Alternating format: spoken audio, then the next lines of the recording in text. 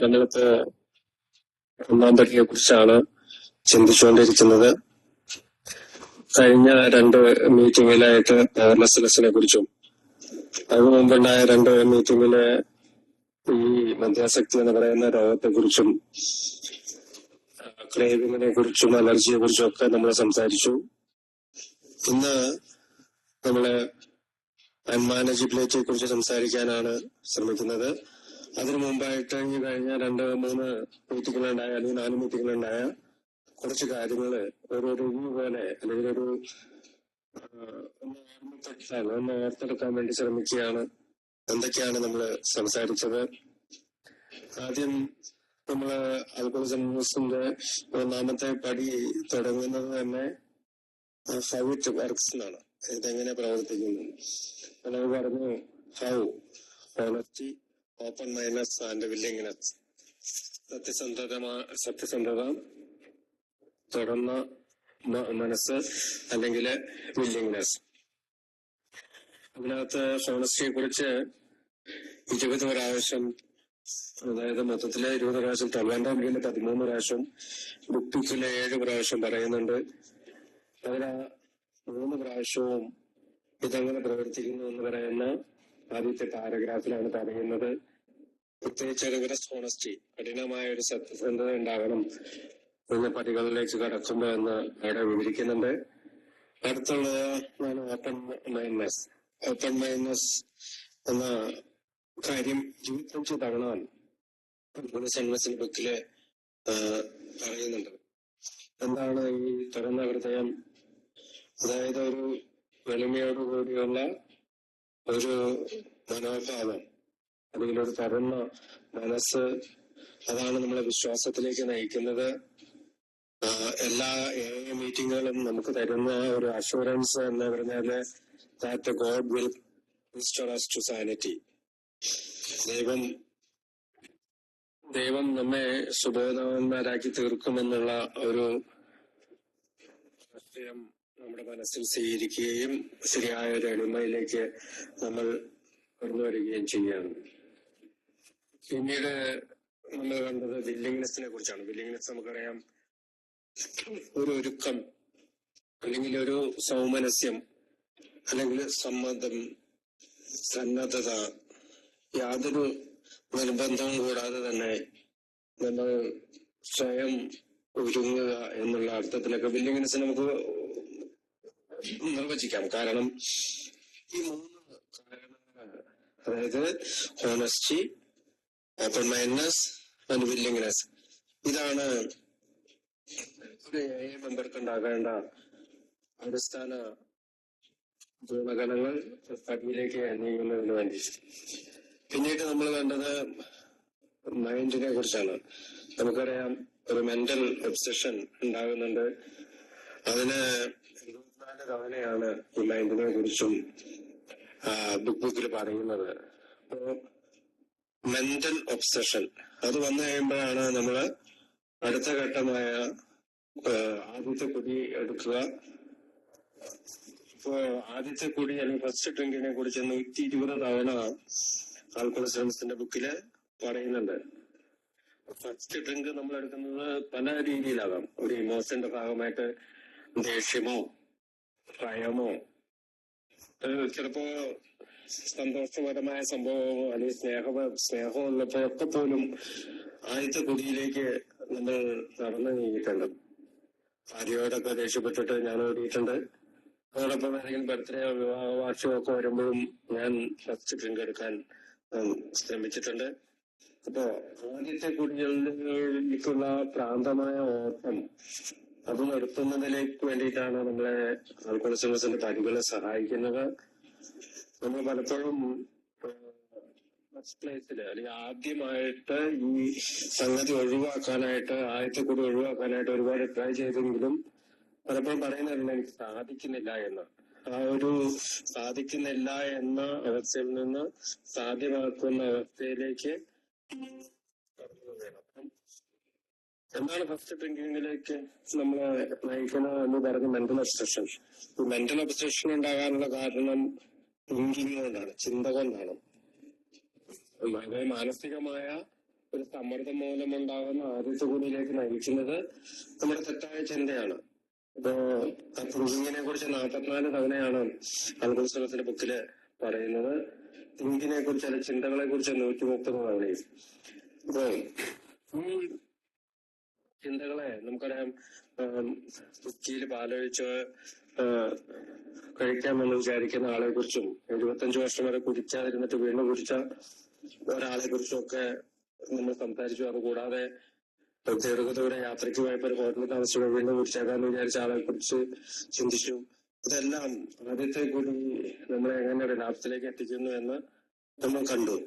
So ആദ്യത്തെ കൂടി എടുത്തു കഴിയുമ്പോൾ ഉണ്ടാകുന്ന ഒന്നാണ് ശാരീരികമായ അലർജി. അപ്പൊ ബോഡിയെ കുറിച്ച് 14 തവണയാണ് ആൽക്കഹോളിക്സ് അനോണിമസിന്റെ ബുക്കില് വിവരിച്ചിരിക്കുന്നത്. അപ്പോ മാനസികമായ സമ്മർദ്ദം അല്ലെങ്കിൽ മെന്റൽ ഒബ്സഷൻ, അത് എല്ലാ തരത്തിലുള്ള അബ്നോർമലായിട്ട് കുടിക്കുന്ന ആളുകൾക്കുള്ളതാണ്. അവരുടെ വിചാരം, അല്ലെങ്കിൽ ഞാൻ ഉൾപ്പെടെയുള്ള ശിശു ഉൾപ്പെടെയുള്ള എല്ലാവരുടെയും വിചാരം, എന്തെങ്കിലും ഒരിക്കല് എനിക്ക് സന്തോഷകരമായിട്ട് നിയന്ത്രിച്ച് കുടിക്കാൻ സാധിക്കും. അങ്ങനെ ആ ചിന്ത മനസ്സിലേക്ക് വരുമ്പോഴാണ് വീണ്ടും കുടിക്കുന്നത്. അതിന് മെന്റൽ ഒബ്സഷൻ നോർമലാണെന്ന് ബുക്കുകളിൽ തന്നെ പറയുന്നുണ്ട്. പിന്നീട് നമ്മൾ കണ്ടത് മദ്യാസക്തിയെ പറ്റിയുള്ള കൂടുതൽ കാര്യങ്ങളില് എന്തെങ്കിലും സാധാരണ മറ്റുകൾ കുടിക്കാൻ പറ്റുമെന്ന ഈ മുക്തിയായ ചിന്തയെ പിന്തുടർന്ന് ഭ്രാന്തിന്റെയോ മരണത്തിന്റെയോ വക്കോളം എത്തുന്നു എന്നുള്ളതാണ്. ജയിൽ, ഡെത്ത് ആൻഡ് ഇൻസ്റ്റിറ്റ്യൂഷൻ, നമ്മൾ പലപ്പോഴും ഞാൻ പറയാറുള്ളതാണ്, ബുക്കിൽ വായിക്കുന്ന ഒരു ഭാഗം തന്നെയാണ്. കുടി തുടർന്നുകൊണ്ടിരിക്കുമ്പോൾ നമ്മൾ ജയിലിലോ മരിക്കുന്നതിലേക്കോ അല്ലെങ്കിൽ ഏതെങ്കിലും ആശുപത്രിയിലോ ഡീഅഡിക്ഷൻ സെന്ററിലോ നമ്മൾ എത്തിച്ചേരുന്നു. പലപ്പോഴും പലർക്കും ഒരു കഥയായിട്ട് തന്നെ തുടരുമ്പോ നമ്മളിൽ ഭൂരിഭാഗം പേർക്കും, അല്ലെങ്കിൽ ആൽക്കഹോളിക്സ് അനോണിമസിൽ പോലുള്ള ഭൂരിഭാഗം പേർക്കും അറിയാം പലരും ജയിലിൽ കിടക്കുന്നതും ഇത്തരത്തിൽ മരണപ്പെട്ടതും അല്ലെങ്കിൽ ആശുപത്രിയിൽ എത്തിപ്പെട്ടതുമൊക്കെ. മെന്റൽ ഒബ്സഷനെ കുറിച്ച് പറഞ്ഞ കഴിയുമ്പോഴാണ് പിന്നീട് ശരീരത്തിന്റെ അലർജിയെ കുറിച്ച് പറഞ്ഞത്. അതായത് ആൽക്കഹോളിക് ആയിട്ടുള്ള ഒരാള്, അല്ലെങ്കിൽ മദ്യാസക്തനായിട്ടുള്ള ഒരാള് ആദ്യത്തെ കുടി അദ്ദേഹത്തിന്റെ ബോഡിയിലേക്ക്, ശരീരത്തിലേക്ക് ഉണ്ടാകുമ്പോ സാധാരണ നിലയിലല്ലാത്ത ഒരു അസാധാരണ റിയാക്ഷനാണ് അയാളുടെ ഉണ്ടാകുന്നത്. അത് ഒരു ആൽക്കഹോളിക് ആയ ആളുടെ ശരീരത്തിന്റെ കെമിസ്ട്രി മൂലമാണ്. ആൽക്കഹോളിക്കുകൾ സൃഷ്ടിക്കപ്പെട്ടിരിക്കുന്നത് അതുപോലെയാണ്. സാധാരണ നോർമൽ ഡ്രിങ്കർ അതേപോലെയല്ല അതുത മദ്യപാന രോഗി സൃഷ്ടിക്കപ്പെട്ടിരിക്കുന്നത്. അവരൊരു പങ്ക് കഴിച്ചു കഴിയുമ്പോ വീണ്ടും വീണ്ടും കുടിക്കാനായിട്ടുള്ള ഒരു ശാരീരികമായിട്ടുള്ള അലർജി അവരുടെ ശരീരത്തില് ഉണ്ടാകുന്നു. അതിനെ പിന്നെ വീണ്ടും വീണ്ടും കുടിക്കുന്ന അതിനെ ഫിനോമിനൽ ഓഫ് ക്രേവിംഗ്, അല്ലെങ്കിൽ ആസക്തിയുടെ പ്രതിഭാസം എന്നാണ് ഇത് പറയുക. അപ്പോ ഒരു കുടിയിൽ നിന്ന് മാറി നിൽക്കാതെ നമുക്ക് ഈ രോഗത്തിൽ നിന്ന് മാറി നിൽക്കാൻ സാധിക്കില്ല. പിന്നീട് നമ്മൾ കണ്ടത് ക്രേവിംഗ് എന്നത് പറയുന്ന തവണയും ഫിനോമിനൽ ഓഫ് ക്രേവിംഗ് 9 തവണയും പറയുന്നുണ്ട്. അലർജി ബാധിക്കുന്നത് ശരീരത്തിനെയും ക്രേവിംഗ് ബാധിക്കുന്നത് മനസ്സിനെയും പിന്നീട് നമ്മുടെ ആത്മീയമായ രോഗമാണെന്ന് കൂടി വ്യക്തമാകുന്നുണ്ട്. അതുകൊണ്ടാണ് പ്രാഥമികമായിട്ട് നമ്മള് താഴെ പോയത് എന്നാണ് ബുക്കിലൂടെ പറയുന്നത്. അപ്പോ ഇപ്പോഴും റിക്കവറിയിൽ നിൽക്കുന്നവരാണ് റിക്കവേർഡ് ആയി എന്ന് പറയുന്നുണ്ടെങ്കിൽ അതിനൊരർത്ഥം മാത്രമേ ഉള്ളൂ, മെന്റൽ ഒബ്സഷൻ അതിൽ നിന്ന് എടുത്തു മാറ്റപ്പെട്ടിരിക്കുന്നു, അല്ലെങ്കിൽ ഒരു കോൺസ്റ്റന്റ് സ്ട്രഗിള്, തുടർച്ചയായിട്ടുള്ള സോബറായിട്ട് നിൽക്കാനുള്ള തുടർച്ചയായിട്ടുള്ള ഒരു സ്ട്രഗിള് അയാളിൽ നിന്ന് മാറ്റപ്പെട്ടു എന്ന് മാത്രമേ ഉള്ളൂ. പക്ഷെ ഈ രോഗം ഒരിക്കലും ക്യൂർ ആകുന്നില്ല എന്നും നമ്മൾ കണ്ടു. പിന്നീട് നമ്മൾ കണ്ട ആൾക്ക് കൺട്രോളാണ്. ആ വാക്ക് 29 തവണയാണ് ബുക്കില് ഉപയോഗിച്ചിരിക്കുന്നത്. ആദ്യത്തെ കുടിക്ക് അതിനായിട്ടുള്ള ഒരു കൺട്രോൾ നമുക്ക് കിട്ടുകയല്ല എന്ന് ബുക്കിൽ തന്നെ പറയുന്നുണ്ട്.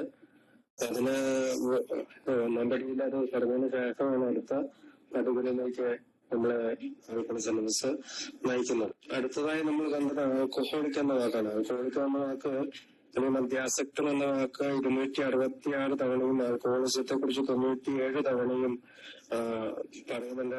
ഈ ആൽക്കഹോളിസത്തെ കുറിച്ച് 51 പേജിൽ 1 മുതൽ 51 പേജില് 97 തവണ പറയുന്നുണ്ട്. അലർജിയെ കുറിച്ച് 6 പ്രാവശ്യം പറയുന്നുണ്ട്. അലർജിയെ കുറിച്ച് പറയുമ്പോൾ നമ്മൾ ശ്രദ്ധിക്കണം, എന്തുകൊണ്ടാണ് ബുക്ക് ബുക്ക് സാധാരണ മനുഷ്യന് ഒരു മോഡറേറ്റ് പോലെ അല്ലെങ്കിൽ മിതമായി കുടിക്കുന്ന ഒരാളെ പോലെ കുടിക്കാൻ കഴിയുന്നില്ല എന്ന് പറയുന്നത് അദ്ദേഹത്തിന് മദ്യത്തോടുള്ള അലർജിയുണ്ട്. ആൽക്കഹോളിക്കിന് മദ്യത്തോട് അലർജിയുണ്ട്. അതാണ് ആൽക്കഹോളിക്സ് അനോണിമസ് പറയുന്ന ഡിസീസ് കൺസെപ്റ്റ് ഓഫ് ആൽക്കഹോളിസത്തിന്റെ ബേസിക് ആയിട്ടുള്ള കാര്യം, അടിസ്ഥാന കാര്യം. അപ്പൊ അടുത്ത നമ്മൾ കണ്ടത് പവർലെസ്സിനെ കുറിച്ചാണ്. 8 തവണയാണ് പവർലെസ് പറയുന്നത്. പവർലെസ്നെസ്സിനെ കുറിച്ച് 4 തവണയും, റിലാപ്സിനെ കുറിച്ച് 7 തവണ പറയുന്നുണ്ട്. അപ്പോ നമുക്കറിയാം, സ്ലിപ്പ് അല്ലെങ്കിൽ റിലാപ്സിനെ കൂടി നമ്മൾ 3 കഥകളോട് കേട്ടു. സ്ലിപ്പ് എന്ന് പറയുന്നത് സോബറിറ്റി ലോസ്റ്റിക്സ് പ്രിവേറ്റ് സുബോധത്തിന് എപ്പോഴാണോ നമ്മൾ പ്രാധാന്യം കൊടുക്കാതെ പോകുന്നത് അപ്പോഴാണ് നമുക്ക് സ്ലിപ്പ് ഉണ്ടാവുക.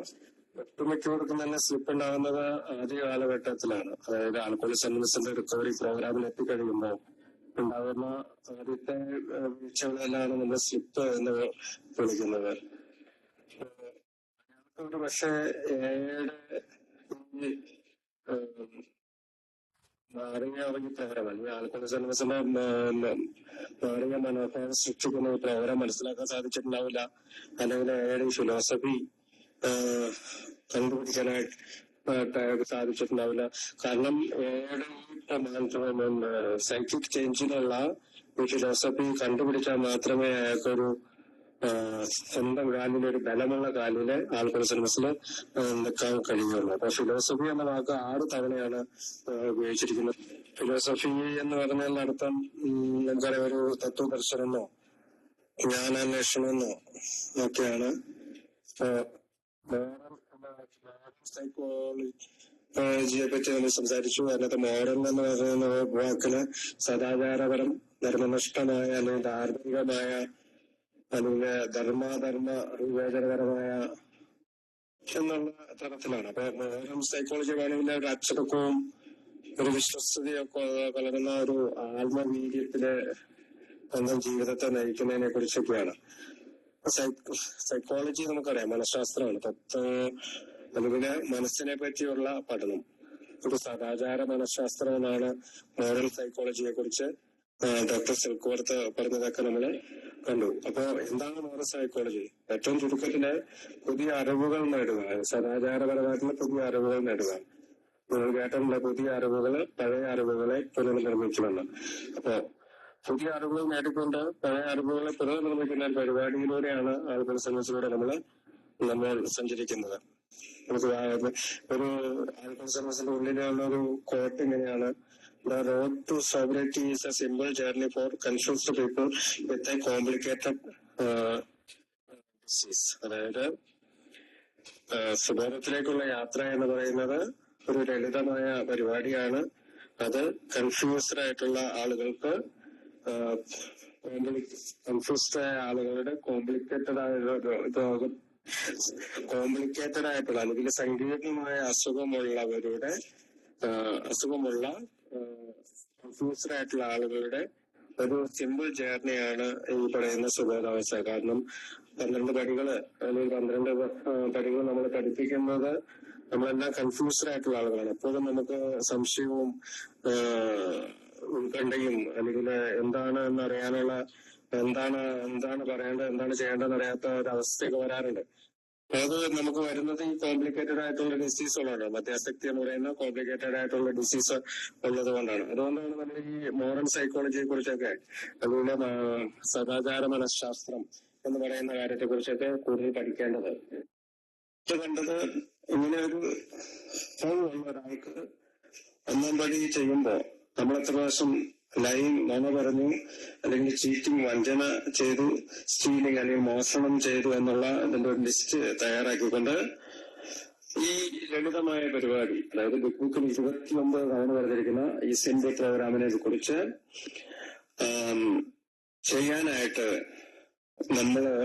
നമ്മളെ തന്നെ മുഴുവനായി വിട്ടുകൊടുക്കുന്നുണ്ടെന്ന് ചിന്തിച്ചു. കൂടാതെ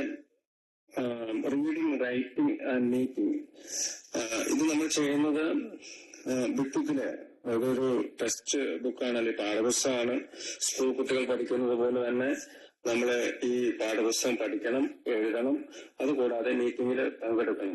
റീഡിങ്ങിനെ കുറിച്ച് 30 പ്രാവശ്യവും മീറ്റിംഗിനെ കുറിച്ച് 15 പ്രാവശ്യമാണ് ആൽഫ്രഡ് ബുക്കില് പറഞ്ഞിരിക്കുന്നത്. അപ്പൊ ഓരോ വാക്കുകൾ ഞാൻ അങ്ങനെ ഓർത്തെടുത്ത് എന്താണ് നമ്മൾ ആ കഴിഞ്ഞ 2 മീറ്റിംഗിൽ പറഞ്ഞതെന്ന് ഒന്ന് ഓടിച്ചൊരു റിവിഷൻ നടത്തിയതിനു ശേഷമാണ് അടുത്ത ഭാഗത്തേക്ക് പോകാനായിട്ട് ഞാൻ താല്പര്യം കാണിക്കുന്നത്. അപ്പൊ നമുക്കറിയാം, നമ്മള് ആദ്യത്തെ പെഗ് എടുക്കുമ്പോ നമുക്ക് ബോഡിയിൽ ഉണ്ടാകുന്ന ഒരു അവസ്ഥയാണ് അലർജി. അതൊരു ക്രേവിങ്, മൈൻഡിലുണ്ടാവുന്ന ഒരു അവസ്ഥയാണ് ക്രേവിങ് അല്ലെങ്കിൽ ആർത്തി. അലർജിയെ കുറിച്ച് 6 തവണയും ക്രേവിങ് എന്ന് പറയുന്ന ആർത്തിയെ കുറിച്ച് 11 തവണയും ബുക്കിൽ പറഞ്ഞ് പരാമർശിച്ചിട്ടുണ്ട്. അടുത്തതായി നമ്മൾ കണ്ട വാക്ക് ഡ്രിങ്കിങ് എന്നതിനെ കുറിച്ചാണ്. അപ്പോ ഡ്രിങ്കിങ് എന്ന വാക്ക് ഉപയോഗിച്ചിരിക്കുന്നത് 198 തവണയാണ്.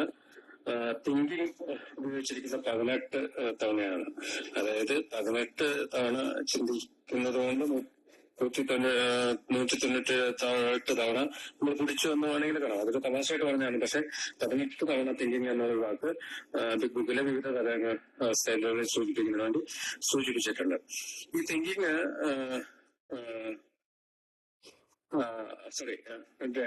ഡ്രിങ്ക് എന്ന വാക്ക് 44 തവണയും ആൽക്കഹോളിക് എന്ന വാക്ക് 97 തവണയും ഈ 51 പേജില്, അതായത് 1 മുതൽ 51 പേജ് വരെ ഉള്ളതിന് 97 തവണയും ഉപയോഗിച്ചിട്ടുണ്ട്.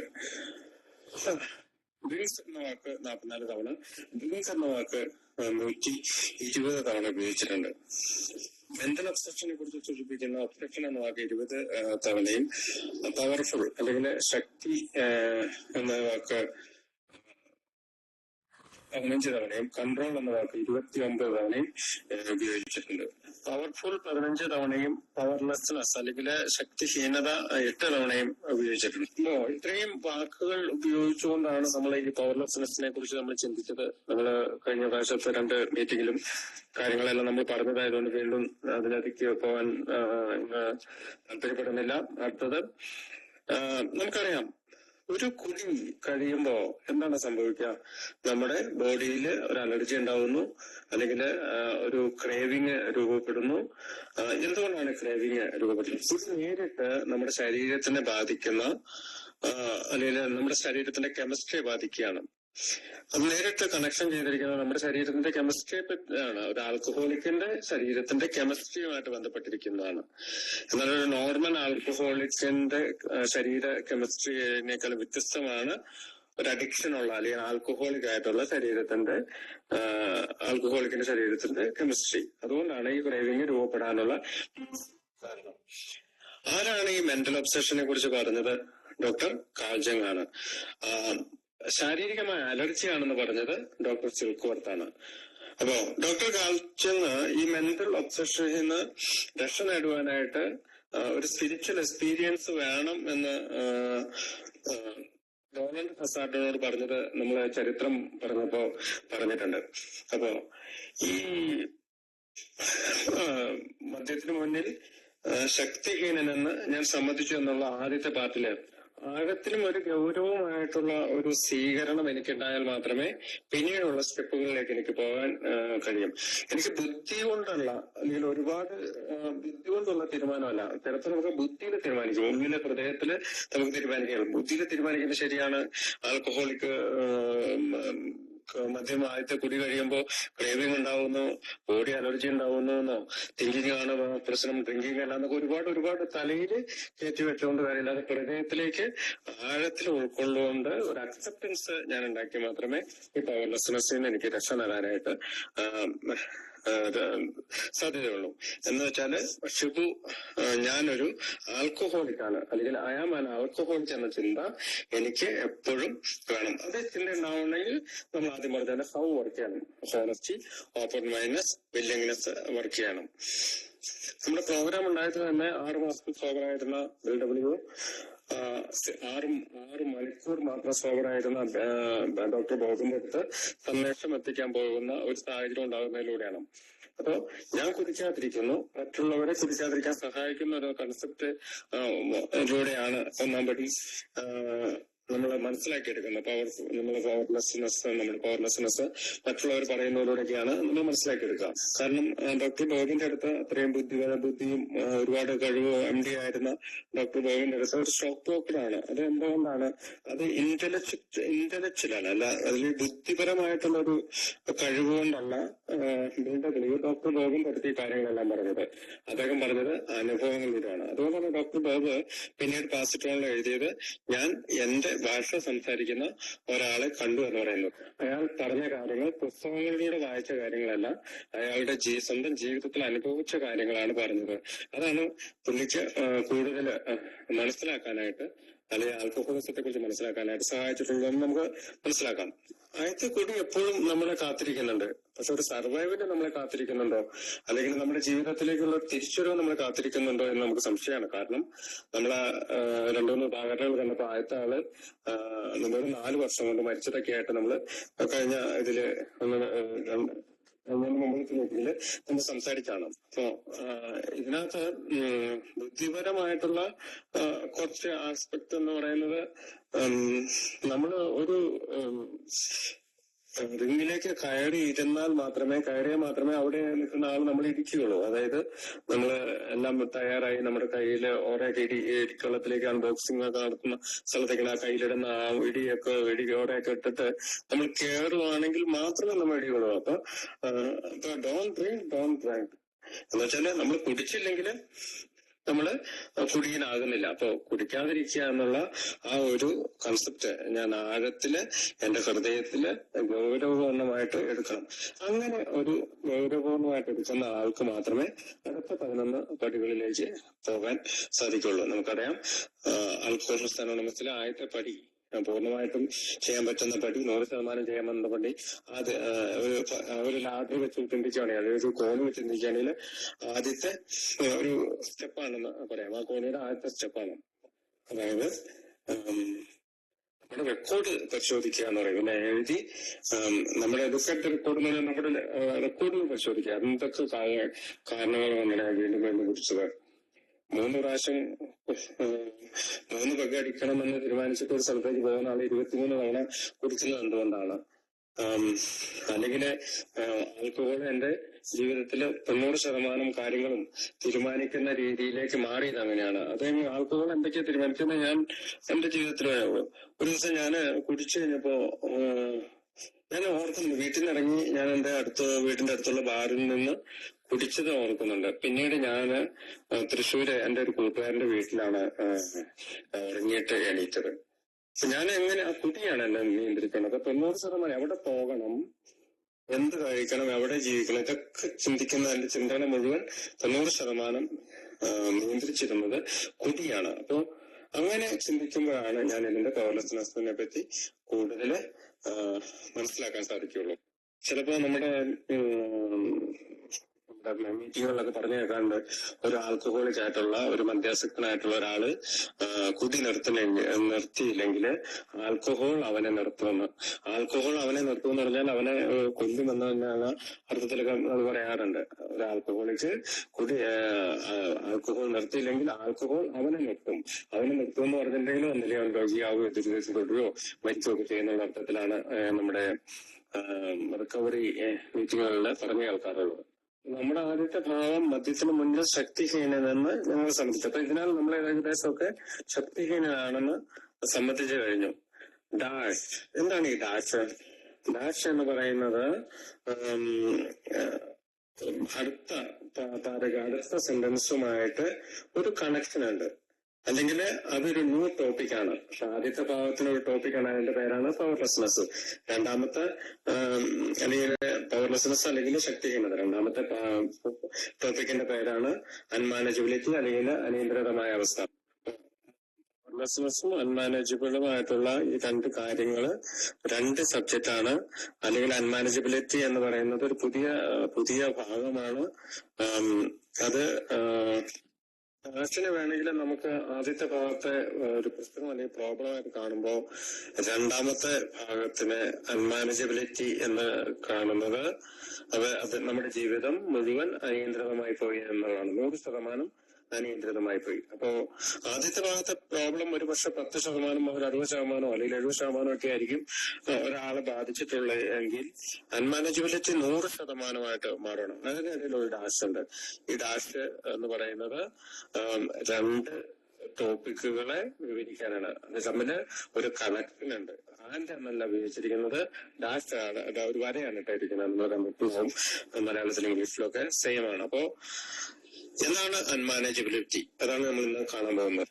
പ്രോബ്ലത്തിന് നോ ചോയ്സ് ആണ്. നമുക്ക് തിരഞ്ഞെടുക്കാൻ പറ്റാത്തതാണ് പ്രോബ്ലം. ആദ്യത്തെ പാർട്ട് നമുക്ക് ഒരിക്കലും ചിന്തിക്കാൻ പോലും കഴിയുകയില്ല. നമ്മൾ വീണ്ടും കുടിച്ചു കഴിഞ്ഞാൽ നമ്മൾ വീണ്ടും ആൽക്കഹോളിക് ആയിട്ട് മാറും. അതാണ് അതിന്റെ അഡിക്ഷന്റെ ഭാഗമായിട്ട് പ്രോബ്ലത്തെ പറ്റി നമ്മൾ ഇതുവരെ മനസ്സിലാക്കിയത്. അൺമാനേജബിലിറ്റി 100% ഒരാളുടെ ജീവിതത്തിൽ സംഭവിക്കുന്നതാണ്. എന്തുകൊണ്ടാണ്? നമ്മുടെ വിൽ കാരണം. വില്ലെന്ന വാക്കിന് മലയാളത്തില് ഒരുപാട് അർത്ഥങ്ങളുണ്ട്. ആഗ്രഹമെന്നോ ഇച്ഛയെന്നോ ഇഷ്ടമെന്നോ എന്തൊക്കെ ഒരുപാട് വാക്കുകൾ നമുക്ക് അതിനകത്ത് വില്ല് എന്ന് പറയാം. അപ്പോ നമ്മുടെ ഒരു താല്പര്യം എന്ന് നമ്മൾ സങ്കല്പിച്ചു കഴിഞ്ഞാല് ആ താല്പര്യം താല്പര്യം ഒരിക്കലും സുഖപ്പെടുന്നില്ല. നമുക്ക് നമ്മുടേതായ കുറെ താല്പര്യങ്ങളുണ്ട്. അത് എന്തില് ബേസ് ചെയ്തിരിക്കുന്നതാണ്? നമ്മുടെ സെൽഫിഷ്നെസ് അല്ലെങ്കിൽ സെൽഫ് സെന്റേർനെസ്സിന് ഡയറക്റ്റ് ബന്ധപ്പെട്ടിരിക്കുന്നതാണ്. സ്വാർത്ഥതയാണ് നമ്മൾ അത് നേരിട്ട് ബന്ധപ്പെട്ടിരിക്കുന്നത്. നമ്മുടെ ബുക്കില് 60ാമത്തെ പേജിൽ പറയുന്നുണ്ട് self centred and ego centric എന്ന് പറയുന്നത്. അപ്പൊ നമ്മള് സ്വന്തം ഇഷ്ടയാല് മുന്നോട്ട് കൊണ്ടുപോകുന്ന ജീവിതം വിജയമായിരിക്കില്ല എന്ന് നാം ബോധ്യമുള്ളവരായിരിക്കലാണ് അതിന്റെ ഒന്നാമത്തെ ആവശ്യകത. അപ്പൊ അൺമാനേജബിലിറ്റിയുടെ ഒരു ഡെഫിനിഷൻ പേജ് നമ്പർ 59 മലയാളം ബുക്കിൽ പറയുന്നുണ്ട്. സ്വന്തം ഇച്ഛയാൽ അവനവന്റെ ആഗ്രഹത്താല് മുന്നോട്ട് കൊണ്ടുപോകുന്ന ജീവിതം വിജയകരമല്ല. അതാണ് അൺമാനേജബിളിന്റെ ഒരു ഡെഫിനിഷൻ അല്ലെങ്കിൽ ഒരു നിർവചനം. പ്രോബ്ലത്തിൽ നിന്ന് നമ്മൾ റിക്കവേർഡായി. എന്താണ് പ്രോബ്ലം? ബോഡിയുടെ നമ്മൾ ഡ്രിങ്ക് എടുക്കുന്നില്ല, നമ്മുടെ ശരീരം രക്ഷപ്പെട്ടിരിക്കുന്നു. അപ്പൊ മൈൻഡിന് നമ്മൾ തിങ്ക് ചെയ്യുന്നില്ല, മെന്റൽ ഒബ്സഷൻ ഇല്ല. അങ്ങനെ നമ്മൾ റിക്കവേർഡായി.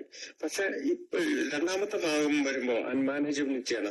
അവിടെ നമ്മൾ നോട്ട് ക്യൂർഡ് എന്നാണ് പറഞ്ഞത്. അത് ഒരിക്കലും സുഖപ്പെടുന്നില്ല. കാരണം നമ്മളെപ്പോഴും നമ്മൾ സ്വേച്ഛയാലാണ് നയിക്കപ്പെടുന്നത്. എന്നാൽ അവിടെ സ്വേച്ഛയാൽ നയിക്കപ്പെടുന്ന ഒരാളെ പറ്റി ബുക്കിൽ തന്നെ പറയുന്നുണ്ട്. ബുക്ക് പറയുന്ന ഭാഗം ഇങ്ങനെയാണ്: സ്വന്തം ഇച്ഛയാൽ മുന്നോട്ട് കൊണ്ടുപോകുന്ന ജീവിതം വിജയകരമായിരിക്കില്ല. അങ്ങനെയാണെങ്കിൽ നമ്മുടെ ഉദ്ദേശം നല്ലതാണെങ്കിൽ പോലും ആരെങ്കിലുമായോ എന്തെങ്കിലുമായോ നാം എല്ലായ്പ്പോഴും തന്നെ ഏറ്റുമുട്ടത്തിൽ ഏർപ്പെടും. മിക്ക ആളുകളും സ്വയം പ്രേരണയാൽ ജീവിക്കാൻ ശ്രമിക്കുന്നു.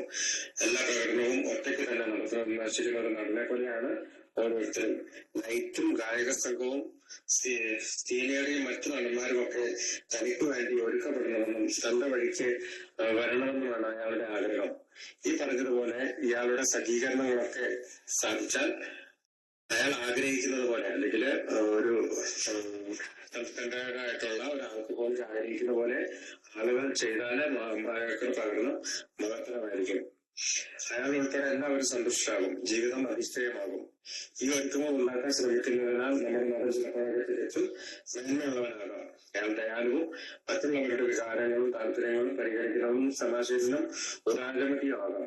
വിനീതനും ശുദ്ധൻ പോലും ആയിരിക്കും. നേരെ മറിച്ച് അവൻ ദുഷ്ടനും അഹങ്കാരിയും സ്വാർത്ഥനും സത്യനിഷ്ഠയില്ലാത്തവനും ഒക്കെയായി മാറും. പക്ഷെ മിക്ക മനുഷ്യരുടെ കാര്യത്തിലും അവർ വ്യത്യസ്തങ്ങളായ സ്വഭാവ സവിശേഷതകളുണ്ടായിരിക്കും. അതാണ് പലപ്പോഴും സംഭവിക്കുന്നത്. പ്രകടനം പലപ്പോഴും നല്ല നിലയിലായി തീരാറില്ല. ജീവിതം അവരോട് നല്ല നിലയിൽ പെരുമാറുന്നില്ലെന്ന് അവൻ ചിന്തിക്കാൻ തുടങ്ങുന്നു. കൂടുതൽ ക്ലേശിച്ചു കഠിനാധ്വാനം ചെയ്യുവാൻ അയാൾ തീരുമാനിക്കുന്നു. അടുത്ത സന്ദർഭത്തിൽ അയാൾ സാഹചര്യത്തിനനുസരിച്ച് മറ്റുള്ളവരിൽ നിന്ന് ഇനിയും കൂടുതൽ ഡിമാൻഡ് ചെയ്യുന്നവനോ കാരുണ്യവാനോ ആയിത്തീരുന്നു. എപ്പോഴും നാടക പ്രദർശനം അയാൾക്ക് അനുയോജ്യമാകുന്നില്ല. ഏതാണ്ടൊക്കെ തെറ്റ് തനിക്കും സംഭവിക്കുന്നുണ്ടെന്ന് പറയുമ്പോഴും സമ്മതിക്കുമെങ്കിലും മറ്റുള്ളവരെയാണ് കൂടുതൽ കുറ്റപ്പെടുത്തേണ്ടത് എന്ന കാര്യത്തിൽ അയാൾ കുഴപ്പമില്ല. അയാൾ കോപത്തിനും ധാർമ്മിക ദോഷമുള്ളവനും തന്നോട് തന്നെ സഹതാപമുള്ളവനുമായിത്തീരുന്നു. അടിസ്ഥാനപരമായി അയാളുടെ കുഴപ്പം എന്താണ്? ദയാലുവായിരിക്കാൻ ശ്രമിക്കുമ്പോൾ പോലും അയാൾ യഥാർത്ഥത്തിൽ ഒരു ഭാഗ്യാന്വേഷണയല്ലേ? സംതൃപ്തിയും സന്തോഷവും തൻ കാര്യങ്ങൾ നന്നായി കൈകാര്യം ചെയ്താൽ കൈപ്പൊടിയിൽ ഒതുക്കാമെന്ന മിഥ്യാധാരണയുടെ ഇരയല്ലേ അയാൾ? അയാൾ ഒഴികെയുള്ള മറ്റു നടന്മാർക്കും ഇതൊക്കെ തന്നെയാണ് വേണ്ടെന്ന കാര്യം വ്യക്തമല്ലേ? ആ നാടക പ്രകടന രംഗത്ത് നിന്ന് കിട്ടാവുന്നതൊക്കെ പിടിച്ചെടുത്തുകൊണ്ട് അയാൾ ഒരു തിരിച്ചടിക്കുവാൻ അയാളുടെ പ്രവർത്തനം അവരെ സജ്ജമാക്കുന്നില്ലേ? അയാളുടെ ഏറ്റവും നല്ല നിമിഷങ്ങളിൽ പോലും സൗഹാർദ്ദത്തിൻ്റെതിനേക്കാൾ കുഴപ്പങ്ങളുടെ സൃഷ്ടാവായിരുന്നില്ലേ? ആളുകൾ ഈയിടെയായി പറയാനുള്ളത് പോലെ കണ്ടിരുന്നത് സെൽഫ് സെന്റേർഡ് ഈഗോ സെൻട്രിക് എന്ന് പറയുന്ന സ്വാർത്ഥ താല്പര്യതയും അഹങ്കാരവും കൂടി കലർന്ന അവസ്ഥയുടെ ഒഴിവിലാണ്. മഞ്ഞകാലത്ത് ഫ്ലോറിഡയിലെ ഇളം വെയിലിൽ അനന്തമായി കിടന്നുകൊണ്ട് രാജ്യത്തിന്റെ ശോചനീയാവസ്ഥയെക്കുറിച്ച് പരാതിപ്പെടുന്ന ഒരു റിട്ടയർഡ് ബിസിനസ്സുകാരനെ പോലെയാണ് അയാൾ. 20ാം നൂറ്റാണ്ടിന്റെ പാപങ്ങളെ കുറിച്ച് അനുഭവപ്പെടുന്ന വൈദികനെ പോലെ ലോകത്തിൽ അവരൊഴികെ ഒഴിച്ചവരല്ല മര്യാദക്കാരായാൽ എല്ലാം സാങ്കല്പിക ലോകം അല്ലെങ്കിൽ ഉട്ടോപ്യ പോലെയായി തീരുമെന്നുള്ള രാഷ്ട്രീയക്കാരെയും പശുക്കർത്താക്കളെയും പോലെ സമൂഹം തന്നോടും തെറ്റ് ചെയ്തു എന്ന് കരുതുന്ന നിയമനിഷേധിയായ ഭവനവേദന കവർച്ചക്കാരനെ പോലെ എല്ലാം നഷ്ടപ്പെട്ട ഒടുവിൽ നിലനിൽക്കപ്പെട്ട ഒരു അമിത വ്യത്യാസത്തിനെ പോലെ നമ്മുടെ പ്രതിഷേധങ്ങൾ എന്തൊക്കെയായാലും നമ്മൾ പലരും സ്വന്തം കാര്യങ്ങൾ മാത്രം വെറുപ്പുകളിലും സ്വയം സഹതാപങ്ങളിലും മാത്രം താല്പര്യമുള്ളവരല്ലേ? സ്വാർത്ഥത പ്രശ്നങ്ങളുടെ മൂലകാരണമാണെന്ന് നാം കരുതുന്നു. ഭയത്താലും സ്വന്തമായ മിഥ്യാധാരണകളാലും ഭാഗ്യാന്വേഷണങ്ങളാലും സ്വയം സഹതാപത്താലും നയിക്കപ്പെട്ടുകൊണ്ട് നാം നമ്മുടെ സഹജീവികളുടെ മേൽ കുതിര കയറുകയും അവർ തിരിച്ചടിക്കുകയും ചെയ്യുന്നു. അവർ പലപ്പോഴും യാതൊരു പ്രകോപനവുമില്ലെന്ന് വ്യക്തമാക്കുമ്പോൾ നമ്മെ എപ്പോഴും ദ്രോഹിക്കുന്നു. പക്ഷെ പണ്ടപ്പോഴും സ്വാർത്ഥതയിൽ അധിഷ്ഠിതമായ തീരുമാനങ്ങൾ നാം എടുത്തിട്ടുണ്ടെന്നും നമ്മെ പിന്നീട് ദ്രോഹിക്കപ്പെടാവുന്ന സ്ഥിതിയിൽ നിർത്തിയിട്ടുണ്ടെന്നും അനിവാര്യമായി നാം കാണുന്നു. അതുകൊണ്ട് അടിസ്ഥാനപരമായ നമ്മുടെ കുഴപ്പങ്ങൾ നമ്മുടെ തന്നെ പ്രശ്നങ്ങളാണെന്ന് വിചാരിക്കുന്നു. നമ്മളിൽ നിന്ന് തന്നെയാണ് അത് ഉയർന്നു വന്നത്. സ്വച്ഛയാൽ നയിക്കപ്പെട്ട് കുഴപ്പത്തിലെത്തിയതിന് അമിത മദ്യപാനാസക്തൻ ഒരു കടുത്ത ഉദാഹരണമാണ്. അയാൾ പലപ്പോഴും അങ്ങനെ കരുതുന്നില്ലെങ്കിലും അമിത മദ്യപാനസ്ഥനായ നമ്മൾ എല്ലാത്തിനുപരിയായി ഈ സ്വാർത്ഥത ഉപേക്ഷിക്കണം. നമ്മൾ അങ്ങനെ ചെയ്തേ പറ്റൂ, അല്ലെങ്കിൽ അത് നമ്മെ നശിപ്പിക്കും. ദൈവം അത് സാധ്യമാക്കുന്നു. അദ്ദേഹത്തിന്റെ സഹായമില്ലാതെ പൂർണ്ണമായി സ്വാർത്ഥതയിൽ നിന്ന് മോചിതരാകുന്നുള്ള ഒരു മാർഗമുള്ളതായി കാണപ്പെടുന്നില്ല. ധാർമ്മികവും പ്രത്യേകവുമായ ദൃഢവിശ്വാസങ്ങൾ സമൃദ്ധമായി നമുക്കുണ്ടായിരുന്നു. പക്ഷെ അതിനനുസരിച്ച് ജീവിക്കണമെന്ന് ആഗ്രഹിച്ചിരുന്നുവെങ്കിലും അത് നമുക്ക് കഴിഞ്ഞിട്ടുണ്ടായിരുന്നില്ല. ഞങ്ങളുടെ തന്നെ ശക്തിയെ അനുഗ്രഹിച്ചുകൊണ്ടോ ആശ്രയിച്ചുകൊണ്ടോ ഞങ്ങളുടെ തന്നിൽ തന്നെയുള്ള ശ്രദ്ധാകേന്ദ്രീകരണം കുറയ്ക്കാനും കഴിഞ്ഞില്ല. ഞങ്ങൾക്ക് ദൈവത്തിന്റെ സഹായം ഉണ്ടാകേണ്ടതുണ്ടായിരുന്നു. ഇങ്ങനെയാവുന്നതിന്റെ മുഖ്യ കാരണങ്ങൾ ഇതാണ്. ഒന്നാമതായി, ദൈവം കളിക്കുന്ന ഏർപ്പാട് ഞങ്ങൾക്ക് ഉപേക്ഷിക്കേണ്ടതുണ്ടായിരുന്നു. അതുകൊണ്ട് ഒന്നും നടന്നിരുന്നത്. അടുത്തതായി, ഇനിയും അങ്ങോട്ട് ഈ ജീവിത നാളത്തിൽ ഞങ്ങളുടെ ഡയറക്ടർ ദൈവമായിരിക്കുമെന്ന് ഞങ്ങൾക്കാരും തീരുമാനമെടുത്തു. അദ്ദേഹമാണ് മുതലാളി, ഞങ്ങളൊരു ഏജന്റുമാർ മാത്രം. അദ്ദേഹമാണ് പിതാവ്, ഞങ്ങൾ അദ്ദേഹത്തിന്റെ മക്കളെ. മിക്ക നല്ല ആശയങ്ങളും ലളിതമാണ്. മോചനത്തിലേക്ക് ഞങ്ങൾ നടന്നു നീങ്ങിയ വിജയകരമായ കവാടത്തിന്റെ മൂലക്കല്ല് ഈ ആശയമായിരുന്നു. അപ്പൊ അവിടെ ആ ഒരു 2 പാരഗ്രാഫില് സെൽഫ് സ്റ്റാൻഡേർഡിനെ കുറിച്ചുള്ള ഒരു കാര്യമാണ് നമ്മൾ പറഞ്ഞു മനസ്സിലാക്കുന്നത്. അത് ശരിക്കും പറഞ്ഞാൽ ഈ അൺമാനേജബിലിറ്റിയെ സംസാരിക്കുമ്പോൾ നമ്മൾ 2-3 പടികളിലേക്കുള്ള ഒരു യാത്രയാണ്. അപ്പൊ 2-3 പടികളിലേക്കുള്ള യാത്രയില് നമ്മൾ ടേണിങ് പറയുന്നുണ്ട്. അപ്പൊ നമ്മളെ ടേണിങ് എങ്ങോട്ടാണ്? അതർ സെന്റേർനെസ് അല്ലെ? മറ്റുള്ള കാര്യങ്ങള് സെന്റേർനെസ് ചെയ്യാൻ തുടങ്ങും. നമ്മൾ എപ്പോഴും 12 വാഗ്ദാനങ്ങൾ പറയുന്ന അല്ലെങ്കിൽ 9 സ്റ്റെപ്പ് പ്രമേയത്വത്തില് പറയുന്നത് സ്വാർത്ഥ കാര്യങ്ങളിലുള്ള നമ്മുടെ താല്പര്യം നഷ്ടപ്പെടുകയും നമ്മുടെ സഹജീവികളോട് ചെയ്യുന്നതാണ്. അപ്പൊ സ്വാർത്ഥ കാര്യങ്ങള് എന്നുള്ള താല്പര്യം നമുക്ക് നഷ്ടപ്പെടുത്തിക്കൊണ്ട് നമ്മള് മറ്റുള്ളവരിലേക്ക് ശ്രദ്ധിക്കാൻ, മറ്റുള്ളവരുടെ കാര്യങ്ങള് നമ്മളോട് തന്നെ കാഠിന്യമുള്ളവനും മറ്റുള്ളവര് ദയാലുവായിട്ട് പെരുമാറുന്ന ഒരവസ്ഥയിലേക്ക് നമ്മൾ എത്തിച്ചേരുന്നതാണ് ഈ അൺമാനേജബിലിറ്റി. എന്നിരുന്നാൽ തന്നെയും ഈ അൺമാനേജബിലിറ്റി നമ്മൾ പിന്തുടരുന്നുണ്ട്. എവിടെ വരെ? മരണം വരെ. കാരണം നമ്മളെടുക്കുന്ന തീരുമാനങ്ങള് എപ്പോഴൊക്കെ അത് സ്വാർത്ഥതയിൽ അധിഷ്ഠിതമാകുന്നു അപ്പോഴെല്ലാം ജീവിതം അൺമാനേജബിൾ ആകും. കാരണം നമുക്കറിയാം, പ്രവൃത്തികളുടെ ഒരു കൂട്ടമാണ് ജീവിതം. അപ്പൊ പ്രവൃത്തികള് സെൽഫ് സെന്റേർഡ് ആകുന്നുണ്ടോ? എന്റെ താല്പര്യങ്ങൾക്കനുസരിച്ച് എന്റെ ഇച്ഛയ്ക്കനുസരിച്ചാണോ എന്റെ ഓരോ ചിന്തകളും പ്രവർത്തനങ്ങളും. അങ്ങനെയാകുമ്പോൾ നമ്മളത് ദൈവം കളിക്കുകയാണ്. അപ്പൊ ദൈവം കളിക്കുന്ന ഏർപ്പാട് നിർത്തണം എന്നാണ് പറയുക. അപ്പൊ അവിടെ നിന്നാണ് ഒരു ടേണിംഗ് പോയിന്റ് എത്തുന്നത്. അവിടെ നിന്നാണ് മറ്റുള്ള കാര്യങ്ങളിലേക്ക്.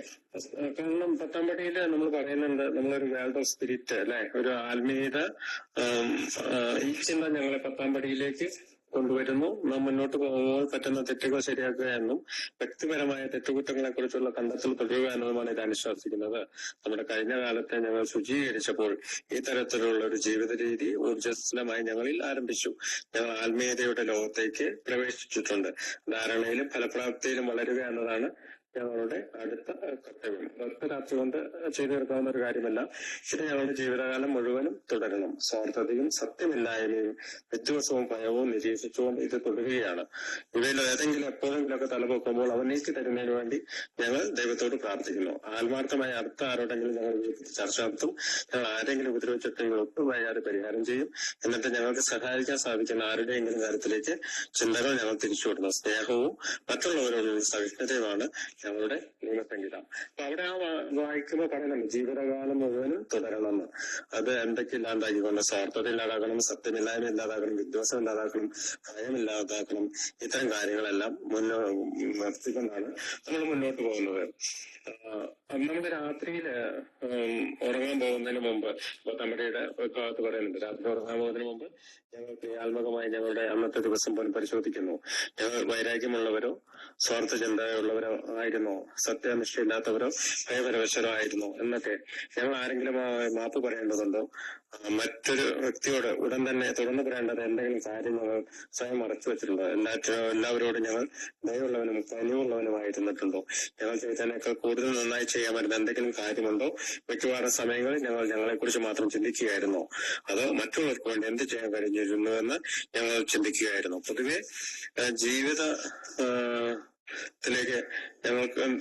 ജീവിതധാരയിലേക്ക് ഞങ്ങൾക്ക് എന്ത് പങ്ക് നൽകാൻ കഴിയും? ഇങ്ങനെയൊക്കെയുള്ള ഈ സമയത്ത് ഞങ്ങൾ ചിന്തിക്കുന്നു.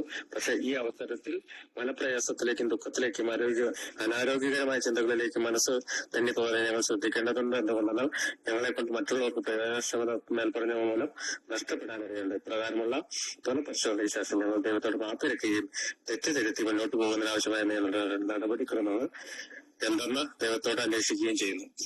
രാവിലെ ഉണരുമ്പോൾ നമുക്ക് നമ്മുടെ മുന്നിലുള്ള 24 മണിക്കൂറിനെ കുറിച്ച് ചിന്തിക്കാം. ഞങ്ങൾ ഒരു ദിവസത്തേക്ക് മാത്രം ചിന്തകൾ ആവിഷ്കരിക്കുന്നു. അത് ആരംഭിക്കുന്നതിന് മുമ്പ് ദിവസത്തോടെ ഞങ്ങളുടെ ശരിയായ ചിന്തയ്ക്ക് വഴികാട്ടാൻ ഞങ്ങൾ അപേക്ഷിക്കുന്നു. പ്രത്യേകിച്ചും ആത്മനിന്ദയിലേക്കും അസത്യത്തിൽ നിന്നും തൻകാര്യം മാത്രം നിഷ്ഠയിൽ നിന്നും അകന്നു നിൽക്കുവാൻ ആവശ്യമായ മാർഗസിദ്ധിക്ക് വേണ്ടി ഇങ്ങനെയുള്ള ഒരു സാഹചര്യത്തിൽ ഞങ്ങൾക്ക് ഞങ്ങളുടെ മാനസികമായ കഴിവുകളെ ഉറച്ച സ്ഥലസ്ഥിതിയോട് പ്രായോഗികമാക്കാൻ കഴിയുന്നു. കാരണം ഞങ്ങൾക്ക് വും ഞങ്ങൾക്ക് തലച്ചോറ് നൽകിയിട്ടുണ്ട്. ദുർമോഹങ്ങളിൽ നിന്ന് ഞങ്ങളുടെ ചിന്ത മുക്തമാക്കപ്പെടുമ്പോൾ ചിന്തയുടെ പിന്തുണയുള്ള ഞങ്ങളുടെ ജീവിതം കുറെ കൂടി ഉയർന്ന തലത്തിൽ നിന്നെത്തുന്നു. അപ്പോ ഈ വേൾഡ് ഓഫ് സ്പിരിറ്റ്, ഈ 10-ാം പടിയിലേക്ക് നമ്മൾ പോകുന്നതിന് മുമ്പ് ഈ 1-ാം പടിയില് ഈ അൺമാനേജബിലിറ്റിയില് ഇവിടെ തുടങ്ങുകയായിട്ടുള്ള നമ്മുടെ വില്ല് നമ്മുടെ സ്വാർത്ഥതയിൽ നിന്ന് മറ്റ് സെൽഫ് സെന്റർനെസ്സും നോക്കുന്നതിൽ നിന്ന് മറ്റുള്ളവരിലേക്ക് ശ്രദ്ധിക്കുന്നതിനായിട്ട് സഹായിക്കുന്നതായിട്ട് നമ്മൾ ടേൺ ചെയ്യുന്നതാണ് നമ്മൾ ഈ പാരഗ്രാഫെല്ലാം വായിച്ചത്. ഈ എന്നുള്ള ഒരു സങ്കല്പത്തിൽ നിന്ന് വി എന്നുള്ളൊരു സങ്കല്പത്തിലേക്ക് പോകുന്നു. ഞാൻ മാത്രമേ, അല്ലെങ്കിൽ എന്റെ കാര്യം, എന്റെ ഈഗോ, എന്റെ ആഗ്രഹങ്ങളിൽ നിന്ന് നമ്മുടെ ആഗ്രഹം അല്ലെങ്കിൽ നമ്മുടെ താല്പര്യം, അല്ലെങ്കിൽ അവരുടെ ആഗ്രഹം അവരുടെ താല്പര്യം എന്നുള്ള രീതിയിലേക്ക് നമ്മുടെ ചിന്തകളെ നമുക്ക് മാറ്റുവാൻ സാധിക്കണം. പറയുന്ന ഒരു വാക്കുണ്ട്, head in clouds feet in ground എന്ന്. അതായത് നമ്മുടെ തല ആകാശത്തായിരിക്കുമ്പോഴും കാലുകൾ നിലത്ത് തൊട്ടിരിക്കണം. എങ്ങനെയാണ് പറയുന്നത്? ആത്മീയതയുടെ ചിറകിലേറി ആകാശത്തുകൂടി പറന്നു കിടന്നാലും നിങ്ങളുടെ കാലുകൾ നിലത്ത് തൊട്ടിരിക്കണം. അവിടെയാണ് നിങ്ങളുടെ സഹോദരന്മാരുള്ളത്. അപ്പൊ നമ്മുടെ തല എപ്പോഴും ആകാശത്തായിരിക്കണം. കാരണം ആത്മീയമായ ചിന്തകളിലൂടെ ആയിരിക്കണം നമ്മുടെ തല. പക്ഷെ നമ്മുടെ കാലുകൾ എപ്പോഴും നിലത്ത് തൊട്ടിരിക്കണം എന്നാണ് BW ഒരു ലേഖനത്തിൽ പറഞ്ഞിരിക്കുന്നത്. ഒരു ശക്തിയുടെ അഭാവമാണ് നമ്മുടെ പ്രതിസന്ധി. ലാക്ക് ഓഫ് പവർ ഇസ് ഡയലാമ എന്ന് പറയുന്നുണ്ട്. അപ്പൊ ഈ ലാക്ക് ഓഫ് പവർ കൊണ്ട് നമുക്ക് എന്തൊക്കെയാ സംഭവിച്ചത്? നമ്മുടെ പവർലെസ്നെസ് കണ്ടു. അപ്പൊ നമ്മുടെ റിലേഷൻഷിപ്പിനെ അത് ബാധിച്ചു, നമ്മുടെ ബന്ധങ്ങളെ. ട്രബിൾ വിത്ത് പേഴ്സണൽ റിലേഷൻഷിപ്പ്. നമ്മുടെ ബന്ധങ്ങൾ എന്ന് പറയുമ്പോഴത്തേക്ക് ഭാര്യയുണ്ട്, അമ്മയുണ്ട്, അപ്പനുണ്ട്, സഹോദരന്മാരുണ്ട്, ജോലി സ്ഥലത്തെ ആളുകളുണ്ട്, അയൽവക്കക്കാരുണ്ട്, കൂട്ടുകാരുണ്ട്, സഹപാഠികളുണ്ട്, കൂട്ടുകാരികളുണ്ട്, ആത്മീയ ഗുരുക്കന്മാരുണ്ട്. അങ്ങനെ ഒരുപാട് റിലേഷൻഷിപ്പിനെ നമുക്കത് ബാധിച്ചിട്ടുണ്ടാകും. നമ്മുടെ ഇമോഷൻസിനെ ബാധിച്ചിട്ടുണ്ടാകും. നമ്മുടെ പെട്ടെന്ന് ദേഷ്യം വരിക, ഭയം വരിക, പിന്നെ സംതൃപ്തി ഇല്ലാതിരിക്കുക. നമുക്ക് എന്ത് കിട്ടിയാലും നമുക്ക് സംതൃപ്തി ഇല്ലാതിരിക്കുക. അങ്ങനെ ഒരുപാട് കാര്യങ്ങൾ നമ്മൾ ഈ മാനേജബിലിറ്റിയെ കുറിച്ച് ചിന്തിക്കുമ്പോൾ പറയുന്നുണ്ട്. പിന്നെ ഫീലിംഗ് ഓഫ് യൂസ്ലെസ്നെസ്. നമ്മളെന്തിനും കൊള്ളില്ല, അങ്ങനെ മരിക്കാം, ഇനി മുന്നോട്ടുള്ള ജീവിതത്തിൽ ആർക്കും ഒരു ഉപകാരമില്ലാതെ ഞാൻ ജീവിക്കുന്നതിനകത്തുള്ള ആ ഒരു ചിന്തകളെ നമ്മുടെ ജീവിതത്തെ പെട്ടെന്ന് ബാധിക്കാൻ സാധ്യതയുണ്ട്. ഇപ്പൊ സ്വന്തം ഇച്ഛയാൽ നയിക്കപ്പെട്ട സ്വാർത്ഥതയായിരുന്ന നമ്മളെ അതിൽ നിന്ന് മാറ്റി മറ്റുള്ളവരുടെ ജീവിതത്തിൽ ശ്രദ്ധിക്കുന്ന ഒരാളായിട്ട് നമ്മളെ മാറ്റുന്ന ഒരു പ്രോഗ്രാമാണ് ആൽക്കോളിസത്തിന്റെ പടികൾ. എന്തുകൊണ്ടാണ് ഈ റിലേഷൻഷിപ്പിനെ നമ്മുടെ ഈ ആൽക്കഹോളിസം എന്ന് പറയുന്ന സ്വഭാവം ബാധിച്ചത്? കാരണം നമ്മള് പ്രത്യേകിച്ച് ഷുഗു എന്ന് പറയുന്ന ഞാൻ ഒരു നാടക നടനെ പോലെ തന്നെയായിരുന്നു. കാരണം ഞാൻ ഓർക്കുന്നുണ്ട്, എന്റെ വസ്ത്രധാരണം തന്നെ, പ്രത്യേകിച്ച് വെള്ളയുള്ള വസ്ത്രവും ഷർട്ടുകൾ, ബ്ലാക്ക് പാൻസ്, ബ്ലാക്ക് ജീൻസ് ഒക്കെ ആയിരുന്നു കൂടുതൽ ഇഷ്ടം. അങ്ങനെ ഇട്ട് കയ്യില് എല്ലാ വിരലിലും മോതിരം, പിന്നെ ചെയിന്, മാല. വോയിസ് ബ്രേക്ക് ആവുന്നുണ്ട്. സിനിമയിലെ നടന്മാരൊക്കെ നടക്കുന്ന പോലെയുള്ള ഒരു ഇത് കാണിച്ചിട്ടായിരുന്നു ഞാൻ നടന്നുകൊണ്ടിരുന്നത്. അപ്പോ എന്റെ ആ നടപ്പില് ഞാൻ പുറമെ എല്ലാവരോടും വളരെ സ്നേഹവും കരുണയൊക്കെ പ്രകടിപ്പിക്കുമ്പോഴും ഉള്ളിന്റെ ഉള്ളില് ഞാനൊരു നടനായിരുന്നു. ഞാനൊരു വർക്ക് ഹോൾഡറുമായിരുന്നു. കാരണം ഞാൻ 10ാം ക്ലാസ്സിൽ വെച്ച്, ഞാൻ ഹെൽമെറ്റ് സമയത്തൊക്കെ പറഞ്ഞിട്ടുണ്ട്, 10ാം ക്ലാസ്സിൽ വെച്ച് ഓരോ ജോലികളൊക്കെ ചെയ്ത് എങ്ങനെയെങ്കിലും ബിസിനസ് ഒക്കെ ചെയ്ത് പണം ഉണ്ടാക്കുന്നത് ഞാൻ ഓർക്കുന്നുണ്ട്. അപ്പൊ എന്തൊക്കെ ചെയ്താലും മറ്റുള്ളവരിൽ നിന്ന് കൂടുതൽ ഡിമാൻഡ് ചെയ്യുന്ന, അല്ലെങ്കിൽ മറ്റുള്ളവരെന്നെ സ്നേഹിക്കണം, മറ്റുള്ളവരെന്നെ പരിഗണിക്കണം, അല്ലെങ്കിൽ ഇപ്പൊ എന്റെ ബിസിനസ് പാർട്ട്നേഴ്സ് എന്നോട് കൃത്യമായിട്ട് പെരുമാറണം എന്നുള്ള ഒരുപാട് ഡിമാൻഡുകൾ വെച്ചിരുന്ന ഒരാളായിരുന്നു ഞാൻ. എന്തെങ്കിലും തെറ്റുകൾ എനിക്ക് സംഭവിച്ചെങ്കിൽ ഒരിക്കലും ഞാൻ അത് അഡ്മിറ്റ് ചെയ്തിരുന്നില്ല. മറ്റുള്ളവരാണ് കുറ്റക്കാര്, അല്ലെങ്കിൽ എന്റെ പാർട്ട്നേഴ്സ് എന്തെങ്കിലും ബിസിനസ്സിന് എന്തെങ്കിലും പറ്റിയാൽ എന്റെ പാർട്ട്നേഴ്സാണ് കുറ്റക്കാര്, എന്റെ വീട്ടിലെന്തെങ്കിലും പറ്റിയ എന്റെ വൈഫാണ് കുറ്റക്കാര്, അല്ല അമ്മയാണ് കുറ്റക്കാര് എന്ന് പറയുന്ന ഒരു രീതിയിലുള്ള മറ്റുള്ളവരെ ബ്ലെയിം ചെയ്യുന്നതിന് ഞാൻ ചെറിയത് ഇപ്പൊ എന്തെങ്കിലുമൊക്കെ തെറ്റുകൾ എന്റെ ജീവിതത്തിൽ സംഭവിക്കുന്നതിനെ സമ്മതിക്കുമെങ്കിലും കൂടുതൽ കാര്യങ്ങളിൽ മറ്റുള്ളവരെ ബ്ലെയിം ചെയ്യുക, മറ്റുള്ളവരെ കുറ്റപ്പെടുത്താനുള്ള ഒരു മനോഭാവമായിരുന്നു ഞാൻ കാട്ടിയിരുന്നത്. ഒരു ദേശീയ സ്വഭാവമുള്ള, അല്ലെങ്കിൽ ഇൻഡിവിജ്വൽ സെൽഫ് വിക്ടിം എന്നാണ് ഇംഗ്ലീഷിൽ പറയുക. അപ്പൊ സ്വയം സഹതാപത്തിലും കോപിഷ്ഠനായ ധാർമ്മിക രോഷ്ടമുള്ള ഒരാളായിട്ട് ഞാനൊക്കെ പെരുമാറിക്കൊണ്ടിരുന്നു. എന്താണ് എനിക്ക് പറ്റിയതെന്ന് എനിക്കറിയില്ല. പലപ്പോഴും ബുക്കുകൾ പറയുന്നുണ്ട് മറ്റുള്ളവരിൽ നിന്നുള്ള എക്സ്പെക്ടേഷൻ നമ്മൾ കുറയ്ക്കണമെന്ന്. അത് മെമ്പർ ആയിക്കോട്ടെ, കൂട്ടുകാരായിക്കോട്ടെ, വീട്ടുകാരായിക്കോട്ടെ, ജോലി സ്ഥലത്തുനിന്നുള്ളതായിക്കോട്ടെ, അതെനിക്ക് പലപ്പോഴും ഗുണമായിട്ടുണ്ട്. കാരണം മറ്റുള്ളവർ എന്നെ കരുതുന്നുണ്ട്, അല്ലെങ്കിൽ എന്നോട് ഇങ്ങനെ സംസാരിക്കുമെന്നുള്ള എക്സ്പെക്ടേഷൻ കുറയ്ക്കുന്നതാണ് എനിക്ക് കൂടുതൽ നന്നാവുക.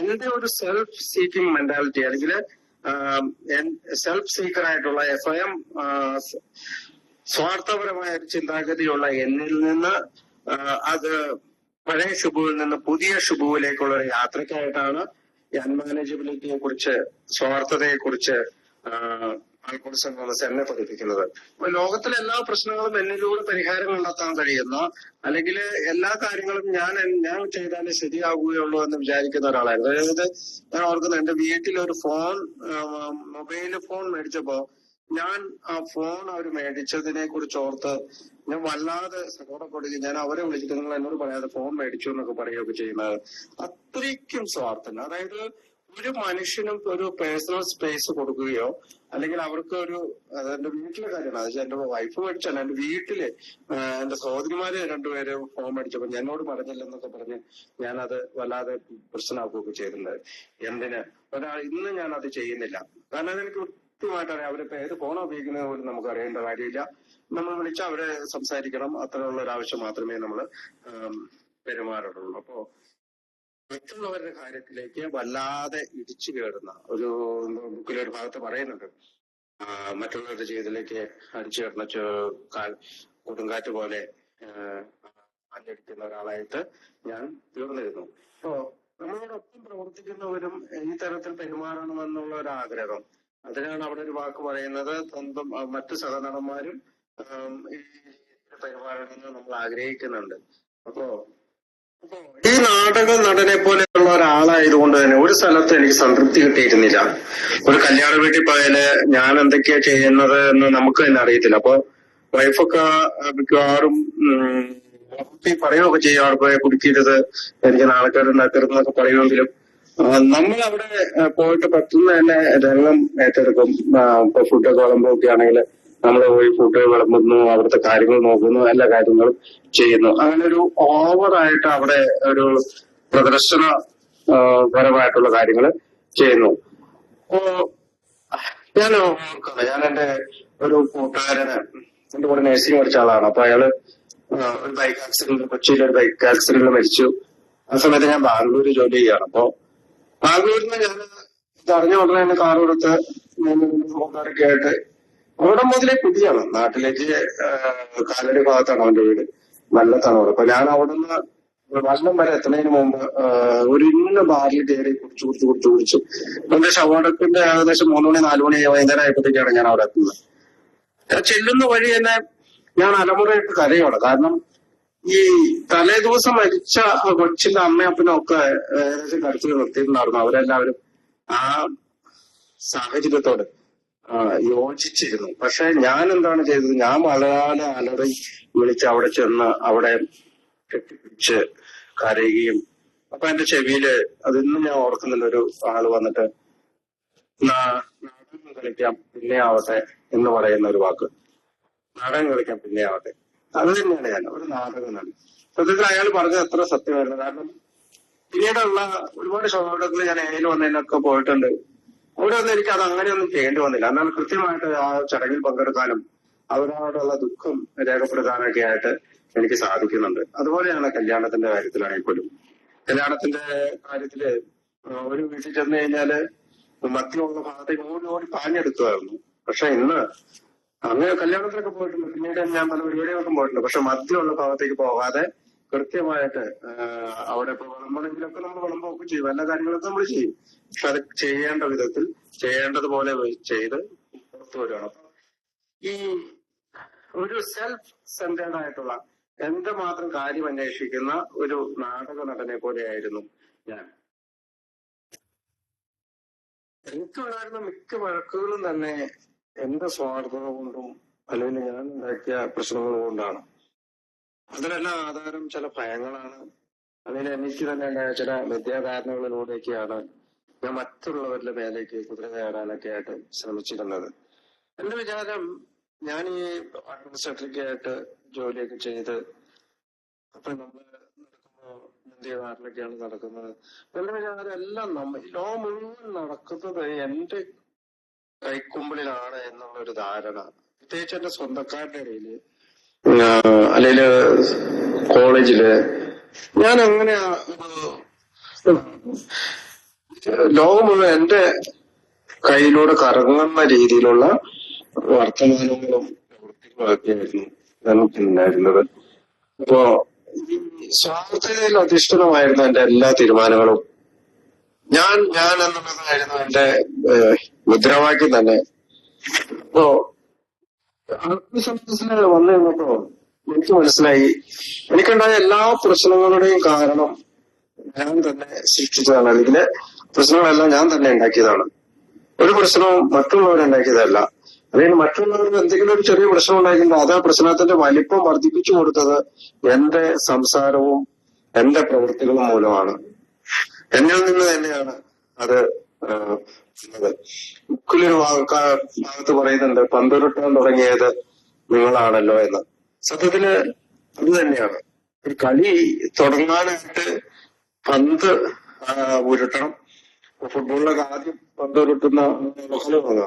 അപ്പൊ ഏത് കളിയാണെങ്കിലും തുടങ്ങി വെക്കുന്നത് ഞാനാകും. അങ്ങനെ ഈ വല്ലാത്തൊരു വിവിധ മധ്യാസക്തിനുണ്ടാകേണ്ട ആ സ്വാർത്ഥതയുടെ എല്ലാ പാരമ്യത്തിലും ഞാൻ നിന്നിരുന്നു. ഏയാണ് ആ സ്വാർത്ഥതയിൽ നിന്ന് ഉപേക്ഷിച്ചുകൊണ്ട് നിസ്വാർത്ഥപരമായിട്ടുള്ളൊരു ജീവിതം നയിക്കാനായിട്ട് എനിക്ക് പ്രേരിപ്പിക്കുന്നത്.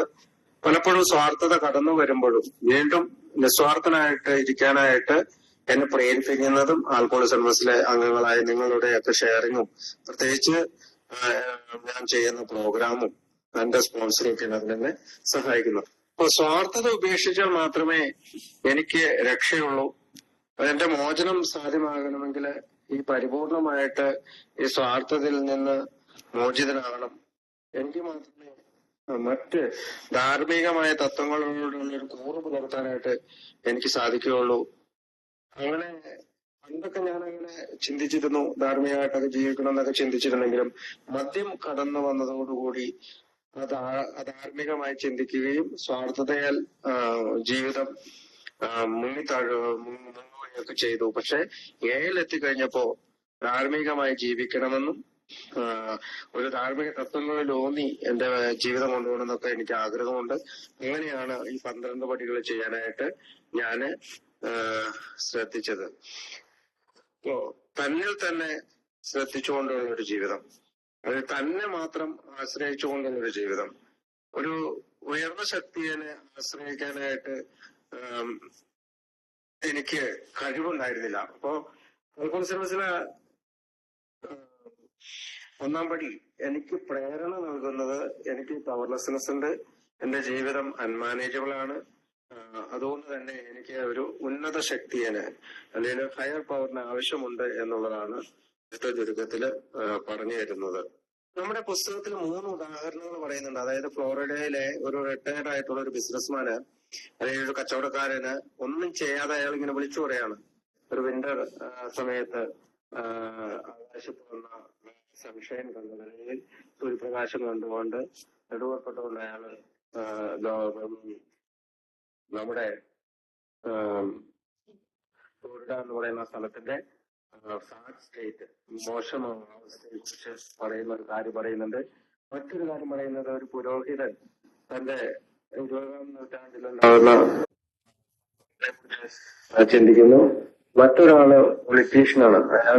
അയാൾക്ക് മുന്നിൽ നോക്കുന്ന ലോകം ഉട്ടോപ്യ പോലെയാകും, അല്ലെങ്കിൽ ഒരു സാങ്കല്പിക ലോകമാണ് ഉട്ടോപ്യ എന്ന് പറഞ്ഞത്. അതുപോലെ ആകും അപ്പൊ അയാളെ പോലെ മറ്റുള്ളവരും പെരുമാറിയാൽ എന്നുള്ളതാണ്. അപ്പൊ 3 ഉദാഹരണങ്ങളാണ് അവിടെ ഈ സെൽഫിഷ്നെസിനെ കുറിച്ച്, അല്ലെങ്കിൽ സെൽഫ് സെന്ററിനെ കുറിച്ച് ചിന്തിക്കാനായിട്ട് നമുക്ക് ആൽക്കോൺസിലൂസ് സഹായിക്കുന്നത്. പ്രാർത്ഥനയില് ആദ്യ വഴി ഇത് തന്നെയാണ്. ദൈവമേ, അങ്ങ് ആഗ്രഹിക്കുന്നത് പോലെ എന്നെ പ്രവർത്തിപ്പിക്കുന്നതിനും എന്നെ സൃഷ്ടിച്ചെടുക്കുന്നതിനും വേണ്ടി ഞാൻ എന്നെ തന്നെ അങ്ങേക്ക് സമർപ്പിക്കുന്നു. സ്വാർത്ഥത്തിന്റെ കെട്ടുപാടിൽ നിന്ന് എനിക്ക് മോചനം തരിക. അങ്ങനെയായാൽ അങ്ങയുടെ ജീവിതം ഞാൻ ഭംഗിയായി നിറവേറ്റും. എന്റെ ബുദ്ധിമുട്ടുകൾ ദൂരീകരിക്കുക. അങ്ങനെയായാൽ അങ്ങയുടെ ശക്തിയും സ്നേഹവും അങ്ങയുടെ ജീവിത മാർഗദർശനവും മൂലം എനിക്ക് സഹായിക്കുവാൻ കഴിയുന്നവർ ഞാൻ പ്രയാസങ്ങളുടെ മേൽ വിജയം കൈവരിക്കുന്നതിന് സാക്ഷ്യം വഹിക്കും. ഞാൻ എപ്പോഴും അങ്ങയുടെ ആഗ്രഹം നിർവഹിക്കാൻ ഇടവരട്ടെ. അപ്പോ എപ്പോഴും ദൈവത്തിന്റെ ആഗ്രഹം, അല്ലെങ്കിൽ ഒരു സ്പിരിച്വൽ ആണ് 1-ാം പടി നമുക്ക് തരുന്നത്. 1-ാം പടിയാണ് ഫൗണ്ടേഷൻ സ്റ്റോൺ. നമ്മൾ പറഞ്ഞിട്ടുണ്ട്, നമ്മളൊരു കവാടം സൃഷ്ടിക്കാൻ പോവുകയാണ്. ആൽക്കോളിസം അനോണിമസിന്റെ ആദ്യത്തെ പടിയില് പറയുന്നത്, മദ്യത്തിന് മുന്നിൽ ശക്തിഹീനരെന്ന് ഞങ്ങൾ സമ്മതിച്ചു, ഞങ്ങളുടെ ജീവിതം അനിയന്ത്രിതമായി പോയി.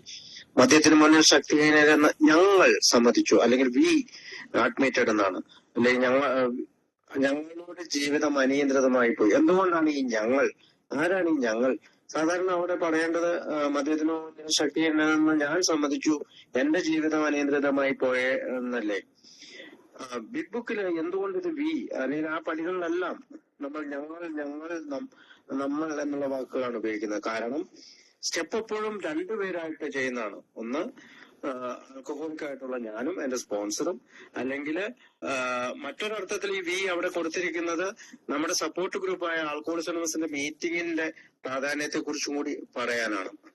തീർച്ചയായും വി ഞാൻ എന്നല്ല, ഞങ്ങൾ സമ്മതിച്ചു എന്നുള്ളതാണ്. അപ്പൊ സാധാരണ എന്റെ സ്പോൺസറൊക്കെ ആദ്യത്തെ സ്പോൺസറായിരുന്ന കെന്നത്ത് റോബർട്ട്സ് പറഞ്ഞു മദ്യത്തെ മുന്നിൽ ശക്തിഹീനനെന്ന് ഞങ്ങൾ എന്ന് പറയുന്ന ആ സ്ഥലത്ത് ഞങ്ങൾ പറ്റിയിട്ട് ഷിബു എന്ന് അവിടെ എഴുതണം. അപ്പൊ മദ്യത്തെ മുന്നിൽ ശക്തിഹീനനെന്ന് ഷിബു സമ്മതിച്ചു. ഷിബുവിന്റെ ജീവിതം അനിയന്ത്രണം.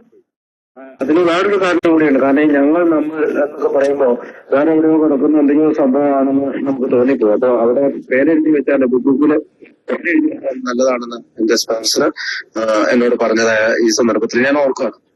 സ്റ്റെപ്പ് എപ്പോഴും നമ്മൾ ചെയ്യേണ്ടത് മറ്റൊരു ആളുടെ അല്ലെങ്കിൽ ഒരു സ്പോൺസറുടെ സഹായത്താൽ ആകുന്നതാകും നല്ലത്. എന്തുകൊണ്ടാണ് അങ്ങനെ ഒരു കൺസെപ്റ്റ് ആൽക്കഹോളിക്സ് അനോണിമസ് പറയുന്നത്? കാരണം അവിടെ ഒരു ശക്തി നമ്മൾക്ക് സംഭവിക്കും. പ്രത്യേകിച്ച് ഒരു ഗ്രൂപ്പിന്റെ മുന്നിൽ വെച്ചിട്ടാണ് നമ്മളിത്, ഒരു ഗ്രൂപ്പ് ഓഫ് പീപ്പിള് ഒന്നിച്ചു ചേർന്നാണ് ഇതൊക്കെ ചെയ്യുമ്പോൾ കൂടുതൽ ശക്തി കിട്ടുമെന്നൊക്കെയാണ് നമ്മളൊക്കെ നമ്മളോട് പറയുന്നതായിട്ട് ഞാൻ കേട്ടിട്ടുള്ളത്. എന്റെ ജീവിതത്തില് പവർലെസ് ആയിട്ടുള്ള സംഗതിയാണ് എനിക്ക് ആൽക്കഹോളിസത്തിന് മുമ്പിൽ, അല്ലെങ്കിൽ ആൽക്കഹോളിസം എന്ന് പറയുന്ന രോഗത്തിന് മുമ്പിൽ ശക്തിഹീനനാണ് എന്ന് പറയുമ്പോഴും എനിക്ക് പലപ്പോഴും ഈ അൺമാനേജബിൾ ആയിട്ടുള്ള കാര്യങ്ങള് എന്റെ ജീവിതത്തിൽ സംഭവിച്ചു എന്ന് പറയുന്നത് ചിന്തിക്കാൻ പോലും സാധിക്കുന്നില്ല. അങ്ങനെയൊന്നും സംഭവിച്ചിട്ടില്ല എന്നായിരുന്നു എന്റെ ഒരു കാഴ്ചപ്പാട്. കാരണം 4 വർഷം കൂടി നിർത്തിയ ആള് പിന്നീട് കുടിച്ച് 5 വർഷം കഴിഞ്ഞിട്ടുമായിരുന്നു അതിനെ കണ്ടെത്തിയത്. അപ്പൊ ആ 5 വർഷം കൊണ്ട് ഞാനെടുത്ത ആ ഒരു സ്ട്രഗിളും ആദ്യം 4 വർഷം കുടി നിർത്തിയതിന് തൊട്ട് മുമ്പ് എടുത്ത കുറെ സ്ട്രഗിളുകളും ഒക്കെ എന്നെ ഒരു ചിന്തയിലേക്ക് ഏലെത്തിയപ്പോ തന്നെ വരുത്തി ഞാൻ മദ്യത്തിന് മുന്നിൽ ശക്തിഹീനനാണെന്ന്. പക്ഷെ അൺമാനേജബിലിറ്റിയെ പറ്റി എന്നെ കൂടുതൽ കാര്യങ്ങൾ പറഞ്ഞു മനസ്സിലാക്കി തന്നത് എന്റെ സ്പോൺസർ തന്നെയാണ്. എന്റെ സ്വന്തം ശക്തി കൊണ്ട് കുടി നിർത്താമെന്ന് വിചാരിച്ചിരുന്ന പല നാളുകളിലും എനിക്കത് സാധിച്ചിരുന്നില്ല. അല്ലെങ്കിൽ ഒരു ഗ്യാപ്പ് ഇട്ട് 2 മാസം 3 മാസം ഒക്കെ കുടി നിർത്തി കഴിഞ്ഞാൽ വീണ്ടും കുടിച്ചിരുന്നു. അല്ലെങ്കിൽ ഒരാഴ്ച 2 ആഴ്ച എന്തെങ്കിലും ഒരു വലിയ ഇഷ്യൂ ഉണ്ടാവുമ്പോൾ ഞാൻ കുടി നിർത്തിയിരുന്നു. പക്ഷെ എനിക്ക് വീണ്ടും കുടി തുടങ്ങുമ്പോഴെല്ലാം എന്റെ ഈ പവർലെസ്നെസ്സിനെ ബോധ്യപ്പെടുത്താൻ എനിക്ക് സാധിച്ചിരുന്നു. എനിക്ക് പലപ്പോഴും ഞാനൊരു ബിഞ്ച് ഡ്രിങ്കർ ആണോ എന്ന് ചോദിച്ചായിരുന്നെങ്കിൽ ചിലപ്പോൾ ഞാൻ ഒക്കെ നിർത്താനായിട്ട് എനിക്ക് സാധിക്കുമായിരുന്നു. 1 മാസോ 2 മാസോ ഒക്കെ കുടി നിർത്താനൊക്കെ ആയിട്ട് സാധിക്കുമായിരുന്നു. അല്ലെങ്കിൽ ഒരാഴ്ച 2 ആഴ്ചയൊക്കെ എനിക്ക് കുടി നിർത്താൻ സാധിക്കുമായിരുന്നു. അപ്പൊ അത് ഒരു പക്ഷെ ഞാനൊരു ബിഞ്ച് ഡ്രിങ്കർ ആയിരിക്കും. ഏതായാലും ബിഞ്ച് ഡ്രിങ്കർ ആണെങ്കിലും ഒരു മദ്യാസക്തനാണ് എന്നുള്ള കാര്യത്തില് എനിക്ക് യാതൊരുവിധ സംശയവും എന്നിൽ വന്നപ്പോ ഉണ്ടായിരുന്നില്ല. അതായത് ഞാൻ മദ്യം എടുത്തു കഴിയുമ്പോൾ പിന്നീട് എന്താണ് സംഭവിക്കുന്നത് എന്നുള്ളത് കൃത്യമായൊരു ചിത്രം എനിക്കുണ്ടായിരുന്നു എന്നുള്ളതാണ്. അതുകൊണ്ടാണ് ഞാൻ പവർലെസ്നെസ് ആണ് എന്ന് സമ്മതിക്കുന്ന ഞാൻ തയ്യാറായിരുന്നു. പക്ഷെ അൺമാനേജബിലിറ്റി എനിക്ക് സമ്മതിക്കാനായിട്ട് കുറച്ച് കാലങ്ങൾ എടുത്തു എന്ന് തന്നെ വേണം കരുതാൻ. അൺമാനേജബിലിറ്റി മനസ്സിലാക്കാനായിട്ട് എനിക്ക് കഴിയാതിരുന്നത് ഒരു പക്ഷെ ഇതെല്ലാം കടന്നിരുന്ന ഒരു ബ്ലൈൻഡ് സ്പോട്ടിലായിരുന്നു. എനിക്ക് കണ്ണുകൊണ്ട് കാണാൻ കഴിയാത്ത, എന്റെ ചിന്തകളിലേക്ക് കടന്നു വരാൻ കഴിയാത്ത ഒരു സൈഡിലായിരുന്നു അത് ഇരുന്നത്. അത് അല്ലെങ്കിൽ ഒരു പക്ഷെ എന്റെ ചില ഡിനയലുകൾ കൊണ്ട് അല്ലെങ്കിൽ നിഷേധങ്ങൾ കൊണ്ടായിരിക്കാം എനിക്ക് അൺമാനേജബിലിറ്റി മനസ്സിലാക്കാൻ സാധിക്കാതെ പോയി. ഞാൻ ആദ്യമേ പറഞ്ഞതുപോലെ തന്നെ നല്ലൊരു വർക്ക് ചെയ്യുന്ന അല്ലെങ്കിൽ ബിസിനസ് നന്നായിട്ട് ചെയ്യുന്ന ഒരാളായിരുന്നു. അപ്പൊ ഞാൻ ചിന്തിക്കുമ്പോഴെല്ലാം ഞാൻ സക്സസ്സിൽ എത്തിയിരുന്നു എന്നുള്ളതാണ് എന്റെ ചിന്തകളൊക്കെ വന്നത്. അപ്പൊ പലപ്പോഴും ഈ റിയൽ എസ്റ്റേറ്റ് കച്ചവടങ്ങളൊക്കെ നടക്കുമ്പോ ഞാൻ വിചാരിച്ചിരുന്നത് ഞാൻ നന്നായി തന്നെയാണ് കാര്യങ്ങൾ ചെയ്യുന്നത് എന്നൊക്കെയാണ്. പക്ഷെ ഒരിക്കല് ഞാനൊരു മദ്യപിച്ചിട്ട് ഒരു സ്ഥലം അതിന്റെ വില കുറഞ്ഞ വിലക്ക് വിറ്റു. അത് വീട്ടിൽ വലിയ പ്രശ്നമൊക്കെ ആയി.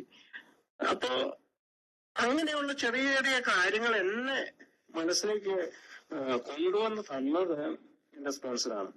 എപ്പോഴാണ് അൺമാനേജബിലിറ്റി മനസ്സിലാക്കാൻ സാധിക്കുന്നത്? നമുക്കറിയാം, പലപ്പോഴും മദ്യപിച്ച് പോലീസ് അറസ്റ്റ് ചെയ്യുമ്പോഴോ, ലൈസൻസ് നഷ്ടപ്പെടുമ്പോഴോ, അല്ലെങ്കിൽ മദ്യപാനം കൊണ്ട് ഒരു രോഗം ഉണ്ടാകുമ്പോഴോ, അല്ലെങ്കിൽ നമ്മൾക്ക് തന്നെ നമ്മൾ ചെയ്യുന്ന കാര്യങ്ങൾ ശരിയല്ല എന്നൊക്കെ തോന്നുമ്പോഴൊക്കെ ആയിരിക്കാം ഈ അൺമാനേജബിലിറ്റി കൂടുതൽ വ്യക്തതയിൽ നമ്മുടെ മുന്നിലേക്ക് കടന്നു വരുന്നത്. അൺമാനേജബിലിറ്റി കൊണ്ട് ഒരുപാട് കോൺസിക്വൻസസ്, ഒരുപാട് പ്രശ്നങ്ങൾ ഉണ്ടാകുന്നുണ്ട്. പക്ഷെ ആ പ്രശ്നങ്ങൾ സഹിക്കാൻ തയ്യാറാവുന്ന ഒരു അംഗം സർവൈവ് ചെയ്ത് കഴിഞ്ഞ് ഒരു സുബോധാവസ്ഥയിലേക്ക് കൂടുതൽ കാലം നീട്ടിയെടുക്കുമ്പോൾ അദ്ദേഹത്തിന് മനസ്സിലാവും കോൺസിക്വൻസിന് അദ്ദേഹം നന്ദി പറയും. സാധാരണ ഒരു ലൈസൻസ് നഷ്ടപ്പെടുന്ന ഒരാളോ അല്ലെങ്കിൽ മദ്യപിച്ചൊരു വാഹനങ്ങളുടെ അപകടം ഉണ്ടാകുന്ന ആളോ പോലീസ് അറസ്റ്റ് ചെയ്ത് ജയിലിൽ കിടക്കുന്ന ആളോ അപകടമുണ്ടായി തന്റെ ശരീരത്തിന് പരിക്ക് പറ്റി ആശുപത്രിയിൽ കിടക്കുന്ന ആളോ ദൈവത്തിന് നന്ദി പറയാറില്ല. പക്ഷെ അതിനുശേഷം ആ കോൺസിക്വൻസസ് വന്നതിന് ശേഷം ഒരു ആൽക്കഹോളിക് ആയിട്ടുള്ള ആള് എത്തുമ്പോ അവർ പറയുന്നത് പലപ്പോഴും മനസ്സിൽ വിചാരിക്കുന്നതും ദൈവമേ അങ്ങേക്ക് നന്ദി, എനിക്ക് ആ സംഭവം ഉണ്ടായതിൽ അതുകൊണ്ടാണല്ലോ എനിക്ക് തുടരാൻ സാധിച്ചത് എന്നുള്ളതാണ്. അപ്പൊ കോൺസിക്വൻസസ് ഉണ്ട്. അപ്പൊ ആ കോൺസിക്വൻസസ് നന്മയായിട്ട് മാറും. മനസ്സിലാക്കണമെങ്കിൽ ഈ ഡിനയൽ സ്റ്റേജ് മാറിയിരിക്കണം. കാരണം കഴിഞ്ഞ വർഷം ഞാൻ എന്റെ സ്പോൺസറായിട്ട് സംസാരിച്ചപ്പോ ജയിലിൽ കിടക്കുന്നുണ്ട്, അയാളോട് സംസാരിച്ചപ്പോ അയാൾ പറഞ്ഞത് എന്റെ ലൈഫ് അൺമാനേജബിൾ അല്ല എന്നുള്ളതാണ്. അപ്പൊ ഈ സ്പോൺസറായിട്ടുള്ള ആള് അയാളോട് ചോദിച്ചു, നിങ്ങൾ ഇപ്പൊ എവിടെയാണ് നിൽക്കുന്നത്? ജയിലിൽ. നിങ്ങൾ പറയുന്നു നിങ്ങളുടെ ലൈഫ് അൺമാനേജബിൾ അല്ല എന്ന്. അപ്പൊ ഓരോരുത്തരുടെ ചിന്താഗതിക്ക് അനുസരിച്ചാണ് അല്ലെ, ഓരോരുത്തരും എവിടെയാണ് ഞാൻ നിൽക്കുന്നത്, എന്തുകൊണ്ടാണ് ഞാൻ വന്നെത്തിയത് എന്നൊക്കെ ചിന്തിക്കുന്നതിനനുസരിച്ചിട്ടുള്ളതാണ് ഈ അൺമാനേജബിലിറ്റിയെ കുറിച്ചുള്ള ഒരു ധാരണ കിട്ടുന്നത്. തീർച്ചയായും എനിക്ക് ഇന്ന് അറിയാം, കുറെ കാലമായിട്ട് മദ്യപിക്കാതിരിക്കുന്ന ഞാൻ സഞ്ചരിക്കുമ്പോൾ ഉണ്ടാകുന്ന എന്റെ സ്വഭാവ വ്യത്യാസങ്ങൾ വളരെ പെട്ടെന്ന് എല്ലാ സമയവും തെറിയും കാര്യങ്ങളും ഒക്കെ പറഞ്ഞുകൊണ്ടിരുന്ന എനിക്ക് ഇന്ന് സബ്സ്റ്റൻസ് അല്ലെങ്കിൽ ആൽക്കഹോൾ യൂസ് ചെയ്യാത്തത് കൊണ്ട് തന്നെ എനിക്ക് അധികം അത് യൂസ് ചെയ്യേണ്ടി വരുന്നില്ല, തെരുവാക്കുകൾ യൂസ് ചെയ്യേണ്ടി വരുന്നില്ല. ഞാൻ തെരുവാക്കുകൾ ഒരു ദിവസം ഒരു 24 മണിക്കൂറിൽ 250 300 തവണയൊക്കെ ഉപയോഗിച്ചിട്ടുണ്ടിരുന്ന ആള് ഇങ്ങനെ കുറഞ്ഞു ആഴ്ചയിലൊരിക്കലായി, മാസത്തിലൊരിക്കലായി, അല്ലെങ്കിൽ വർഷത്തിലൊരിക്കലായി ഒക്കെ അങ്ങനെ കുറയുന്നുണ്ട്. അപ്പൊ നമ്മൾ ഒരു അത് പല സ്വഭാവം, എനിക്ക് പെട്ടെന്ന് ദേഷ്യം വരിക, ഭയം വരിക, മറ്റുള്ളവരോടുള്ള അസൂയ ഉണ്ടാവുക, മറ്റുള്ളവരെ കുറ്റപ്പെടുത്തി സംസാരിക്കുക, മറ്റുള്ളവരുടെ സ്നേഹം പഠിപ്പിക്കാതിരിക്കുക, അങ്ങനെ പല പല പല ജീവിതത്തിലുണ്ടായിരുന്ന കുട്ടിക്കാലത്തുണ്ടായിരുന്ന അൺമാനേജബിൾ ലൈഫിൽ നിന്ന് ഒരു വ്യത്യസ്തമായ ലൈഫ് നയിക്കാൻ സാധിക്കുന്ന കാണുമ്പോഴാണ് എന്റെ ഒരു ജീവിതം അത്രമാത്രം അനിയന്ത്രിതമായിരുന്നു എന്ന് എനിക്ക് മനസ്സിലാകുന്നത്. ബുദ്ധി കൊണ്ടുള്ള ഒരു ചിന്തയിലൂടെയല്ല ഞാൻ പലപ്പോഴും അൺമാനേജബിലിറ്റിയെ ചിന്തിക്കുന്നത്. ഞാൻ അത്രമാത്രം ഈ കുറിച്ചൊക്കെ കഴിയുമ്പോ ഞാൻ ഓർക്കുന്ന ഒരു ദിവസം കോളേജില് പ്രശ്നമുണ്ടായി. എന്റെ കൂട്ടുകാരൻ ഞാനോട് കൂടി മറ്റൊരാളെ കത്തിക്ക് ാനായിട്ട് പോവുകയും എന്റെ കൂട്ടുകാരൻ അയാളെ കത്തിക്ക് കുത്തുകയൊക്കെ ചെയ്തു. പക്ഷെ അയാൾക്ക് സ്കിന്ന് പയ്യൊന്ന് ചെറുതായിട്ട് കട്ടായതല്ലാതെ വേറെ കുഴപ്പങ്ങളൊന്നും ഉണ്ടായില്ല. പക്ഷെ അന്ന് നടന്ന സംഭവം പിന്നീട് ഞാൻ എത്തിയപ്പോ ഞാൻ ചിന്തിച്ചത്, അന്ന് അയാൾക്ക് എന്തെങ്കിലും ആഴത്തിൽ മുറിവെക്കുകയോ അയാൾ മരണപ്പെടുകയോ ചെയ്തായിരുന്നെങ്കിൽ അന്ന് ജീവിതം എവിടെ ഉണ്ടാകുമായിരുന്നു. മറ്റൊരു സന്ദർഭത്തിൽ ബാറിലുണ്ടായ ഒരു അടിയില് അതിക്രൂരമായിട്ട് ഒരാളെ കുറെ ആളുകളൊക്കെ കൂടി, ഞാൻ ഉൾപ്പെടെയുള്ള കുറെ ആളുകൾക്ക് കൂടി മർദ്ദിക്കുകയും പോലീസ് കേസാവുകയൊക്കെ ചെയ്തു. അപ്പൊ അത് അയാൾക്ക് എന്തെങ്കിലും സംഭവിക്കുമായിരുന്നെങ്കിലും എനിക്ക് എന്തൊക്കെ ചെയ്യുമായിരുന്നു. പിന്നെ ഞാൻ ചിന്തിക്കുന്നത്, ബാംഗ്ലൂരിൽ നിന്ന് കേരളത്തിലേക്കുള്ള യാത്രകൾ, അല്ലെങ്കിൽ പല സ്ഥലങ്ങളിലും മദ്യപിച്ചിട്ട് ഓടിക്കുന്ന ഒരവസ്ഥയില് ഒരു അപകടമൊന്നും പറ്റാതെ ദൈവം എന്നെ എത്രമാത്രം സ്നേഹത്തോടു കൂടിയാണ് സംരക്ഷിച്ചത്. ഒരു 32ാമത്തെ വയസ്സിൽ ആത്മഹത്യ ചെയ്തേക്കാം എന്ന് വിചാരിച്ചിരുന്ന എനിക്ക് അന്ന് എന്തെങ്കിലും ഒരു തോന്നലില് വീണ്ടും ഞാൻ ആത്മഹത്യ ചെയ്തായിരുന്നെങ്കിൽ, ഇങ്ങനെയുള്ള കാര്യങ്ങളെല്ലാം ചെറുതായിട്ട് ഇങ്ങനെ ഓർത്തെടുക്കുമ്പോഴാണ് എന്റെ അൺമാനേജബിലിറ്റിയെ കുറിച്ച് എനിക്ക് ഓർമ്മ. ഒരു ദിവസം ഞാൻ ഓർക്കുന്നു, എന്റെ വീട്ടിൽ നിന്ന് എന്റെ മൂത്ത മോനെ 1-2 ദിവസം കൊണ്ടുള്ളൂ. അത് പെട്ടെന്ന് ഞാൻ ബാംഗ്ലൂരിൽ നിന്ന് വന്നതാണ്. ഞാനെന്റെ വൈഫും അത് കൊച്ചിനെ ഞാൻ വീട്ടിലെടുത്തേക്ക്. അപ്പൊ വീട്ടില് വന്നപ്പോ അവന് പെട്ടെന്ന് അമ്മ കുളിപ്പിച്ചിട്ട് ഷർട്ട് കഴിച്ചേക്കുക. ഞാൻ പെട്ടെന്ന് ഞാൻ അമ്മോട് ചൂടാ എന്നാ ഷർട്ട് കഴിക്കാത്ത എന്തോ അതാണ് ഞാൻ ഓർക്കുന്നത്. അപ്പൊ ഞാൻ പെട്ടെന്ന് തന്നെ പറയണേ ഞാൻ കൊച്ചിനെ കൊണ്ട് പോകണം. ഞാൻ കള്ളു കുടിച്ചിട്ടുണ്ട്.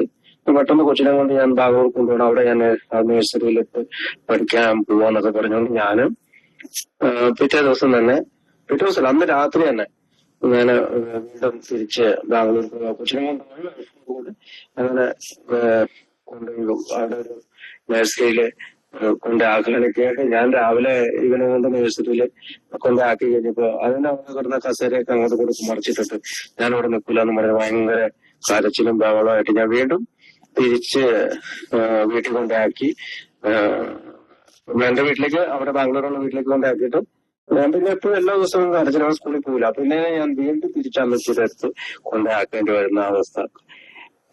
അങ്ങനെ അനേകം പറയുവാണെങ്കിൽ തെറുത്ത് പറയാൻ പറ്റാത്തതും പരസ്യമായിട്ട് പറയാൻ പറ്റാത്തതും ഒക്കെ ആയിട്ട് ഒരുപാട് കാര്യങ്ങളുണ്ട്. അപ്പൊ മാത്രം സംസാരിക്കേണ്ട ഒരുപാട് കാര്യങ്ങൾ അൺമാനേജബിലിറ്റിയെ പറ്റി എനിക്ക് ഓർത്തെടുക്കാൻ സാധിക്കും. അപ്പോ അങ്ങനെ ഓർമ്മകളിലൂടെയാണ് എന്റെ ജീവിതം ഞാൻ അത്രമാത്രം അൺമാനേജബിൾ അനിയന്ത്രിതമായി പോയിരുന്നു എന്ന് ഞാൻ മനസ്സിലാക്കുന്നു. ഒരാൾക്ക് മദ്യം നിർത്താൻ പറ്റുന്നില്ല അല്ലെങ്കിൽ നിയന്ത്രിക്കാൻ പറ്റുന്നില്ല എങ്കിൽ അതിനർത്ഥം അവന്റെ ജീവിതവും നിയന്ത്രിക്കാൻ പറ്റുന്നില്ല എന്നുള്ളതാണ്. ഈ മദ്യം കഴിച്ചതിന് ശേഷം ഞാനെടുത്ത തീരുമാനങ്ങള് ചിലപ്പോ കേരളത്തില് എന്റെ വീട്ടിൽ നിൽക്കുന്ന ആൾ ഉടനെ തന്നെ ബാംഗ്ലൂർക്ക് പോകാൻ തീരുമാനിക്കുന്നു, ബാംഗ്ലൂരിൽ നിൽക്കുന്ന ആൾ മംഗലാപുരം പോകാൻ തീരുമാനിക്കുന്നു. അങ്ങനെ എന്റെ യാത്രകളെയും ചിന്തകളെയും എല്ലാം നിയന്ത്രിച്ചിരുന്ന അല്ലെങ്കിൽ മദ്യത്തിന് മേലിൽ ഏൽപ്പിച്ചിരുന്ന ഒരാളായി മാറുമ്പോഴാണ് എന്റെ ജീവിതം അനിയന്ത്രിതമായി പോയി എന്ന് ഞാൻ മനസ്സിലാക്കുന്നത്. അപ്പൊ സാമ്പത്തികമായിട്ടുള്ള ഒരു അച്ചടക്കവും വരില്ല. ഇപ്പൊ നമുക്ക് അറിയാം, നമ്മള് മേടിച്ചാൽ കൊടുക്കണ്ട അല്ലെങ്കിൽ ഒരാളിൽ നിന്ന് വാങ്ങിയാൽ അത് തിരിച്ചു കൊടുക്കേണ്ട ആവശ്യമില്ല എന്നുള്ള ഒരു തിയറിയിലേക്കൊക്കെ കുടിയനായിട്ടുള്ള ഒരാൾ എത്തുന്നത് അതുകൊണ്ടാണ്. അപ്പൊ ഒരാൾ സെൽഫിഷ് ആയാൽ മാത്രമേ അയാൾക്ക് കുടി തുടരാൻ പറ്റുള്ളൂ. ഒരാൾക്ക് നുണ പറഞ്ഞാൽ മാത്രമേ കുടിക്കാൻ പറ്റൂ, അല്ലെങ്കിൽ എന്തെങ്കിലും ഗോസിപ്പുകളൊക്കെ ഇറക്കിയാൽ മാത്രമേ അയാൾക്ക് കുടിക്കാൻ പറ്റുള്ളൂ. കാരണം അവര് ഈ അനിയന്ത്രിതമായ ജീവിതാവസ്ഥയിൽ തുടർന്നുകൊണ്ടാണ് അത്. ഇപ്പൊ സെൽഫിഷ് ആയിട്ട് അല്ലെങ്കിൽ ആ സെൽഫിഷ് സ്ട്രോങ്നെസ് കൂടുമ്പോഴാണ് കുടിയുടെ ഇതും കൂടുന്നത്. ഇപ്പൊ ഒരാൾ സത്യസന്ധനായിട്ടുള്ള ഒരാൾക്ക് അല്ലെങ്കിൽ അൺസെൽഫിഷ് ആയിട്ടുള്ള ആൾക്ക് കുടിക്കാൻ സാധിക്കുകയില്ല. ഉടമ്പടിയുടെ അവസാനം 12:12 ഒരു കാര്യം പറയുന്നുണ്ട്. ദയയുടെ സന്ദേശം യാതന അനുഭവിക്കുന്ന മറ്റൊരാളിൽ എത്തിക്കുവാൻ തന്റെ സമയവും ഊർജവും ബലികഴിക്കുവാൻ ആരാഗ്രഹിക്കുന്നു? താൻ തന്നെ ജീവനോടെ ഇരിക്കാൻ ഇത്തരം കാര്യങ്ങൾ ചെയ്യണമെന്ന ആവശ്യബോധമില്ലെങ്കിൽ അങ്ങേയറ്റം സ്വാർത്ഥ തൽപരനായ ശരാശരി മദ്യപാനി ഇത്തരമൊരു ശ്രമത്തിന് മുതിരുന്നില്ല. അപ്പൊ അവനവൻ കുടിക്കാതിരിക്കുക, മറ്റുള്ളവരെ കുടിക്കാതിരിക്കാൻ സഹായിക്കുക എന്നുള്ള ഒരു കൺസെപ്റ്റ് ഒരു ശരാശരി മദ്യപാനി കയ്യിലെടുത്താൽ മാത്രമാണ് കുടിക്കാതിരിക്കാനായിട്ട് സാധിക്കുകയുള്ളൂ, അല്ലെങ്കിൽ ഒന്നാം പടി അംഗീകരിക്കാനായിട്ട് സാധിക്കുകയുള്ളൂ. അതിനുശേഷം അവിടെ പറയുന്ന മറ്റൊരു കാര്യമാണ്, മദ്യപാനാസക്തിയുടെ പ്രഹരത്താൽ ഞങ്ങൾ എയിലേക്ക് എത്തിപ്പെട്ടു, ഞങ്ങളുടെ അവസ്ഥയുടെ മാരകമായ പ്രകൃതം ഞങ്ങൾ കണ്ടെത്തി. അപ്പോൾ മാത്രമാണ് ദൃഢവിശ്വാസത്താൽ ഞങ്ങൾ തുറന്ന മനസ്സുള്ളവരായതും മരണാസന്നനെ പോലെ ശ്രദ്ധിക്കാൻ ഞങ്ങൾ തയ്യാറായതും കാരുണ്യരഹിതമായ ഈ ഒഴിയപാതയെ നമ്മിൽ നിന്ന് അകറ്റാൻ എന്തു ചെയ്യാനും തയ്യാറായിട്ട് നമ്മൾ നിൽക്കുന്നു. അപ്പൊ ഒന്നാം പടി അംഗീകരിക്കുന്നതിലൂടെ ഈ മാരകമായിട്ടുള്ള മരണാസനെ പോലെ ശ്രദ്ധിക്കുക എന്ന് പറഞ്ഞാൽ ശരിക്കും നമുക്കറിയാം, ഒരു വെയിലെത്തുന്ന ഒരാള് തികച്ചും ബലഹീനമായിട്ടുള്ള, കാരണം 90 കിലോ ഒക്കെ ഉണ്ടായിരുന്നു എന്ന് പറയുന്ന ആള് 40 കിലോ 30 കിലോ ഒക്കെ ആയിട്ട് വന്നത് നമ്മള് ഏതിൽ കാണുന്നുണ്ട്. അപ്പൊ അത്രമാത്രം ബലഹീനനായ ഒരാളാണ് ഞാനെന്നുള്ള ബോധ്യം, അല്ലെങ്കിൽ മരണാസനം. ഇപ്പൊ നമ്മളേലും ആദ്യമായിട്ട് വരുന്ന ആളെ ICU പേഷ്യന്റിനെ പോലെയൊക്കെ നമ്മൾ കാണുന്നു എന്ന് പറയാം. അവർക്ക് പ്രത്യേക പരിചരണം നമ്മൾ കൊടുക്കും. ന്യൂക്കമറൊക്കെ ആണെങ്കിൽ നമ്മള് അവരോട് കൂടുതൽ സംസാരിക്കാനുള്ള സമയം കൊടുക്കും. പല കാര്യങ്ങളും നമ്മൾ അവരുടെ ഇഷ്ടത്തില് ചെയ്തു കൊടുക്കാനൊക്കെ ആയിട്ട് നമ്മൾ തയ്യാറാണ്. കാരണം അവൻ സോബറാകണമെന്നുള്ള അതിയായ ആഗ്രഹങ്ങൾ കൊണ്ടാണ് നമ്മളത് ചെയ്യുന്നത്. ഒരു ശരാശരി മദ്യപാനി ഒരു സ്വയം പര്യാപ്തത്തിൽ എത്തി നിൽക്കുന്ന സമയത്ത് ആണ് മദ്യം കടന്നു വരുന്നതെങ്കിൽ അത് ആർത്തി പിടിച്ച പലിശക്കാരനെ പോലെ നമ്മുടെ ആ സ്വയം പര്യാപ്തതയെല്ലാം അല്ലെങ്കിൽ നമ്മുടെ വിൽ പവർ അല്ലെങ്കിൽ ഇച്ഛാശക്തി എല്ലാം ഊറ്റിയെടുക്കുന്നുവെന്നും ആ ക്രൂരമായ യാഥാർത്ഥ്യം അംഗീകരിച്ചാൽ മാത്രമേ നമ്മുടെ പാപ്പരത്വം അല്ലെങ്കിൽ ഈ മദ്യത്തിന് മുന്നിലുള്ള നമ്മുടെ പാപ്പരത്വം പൂർണ്ണമായി നമുക്ക് തെളിയിക്കാൻ സാധിക്കുകയുള്ളൂ.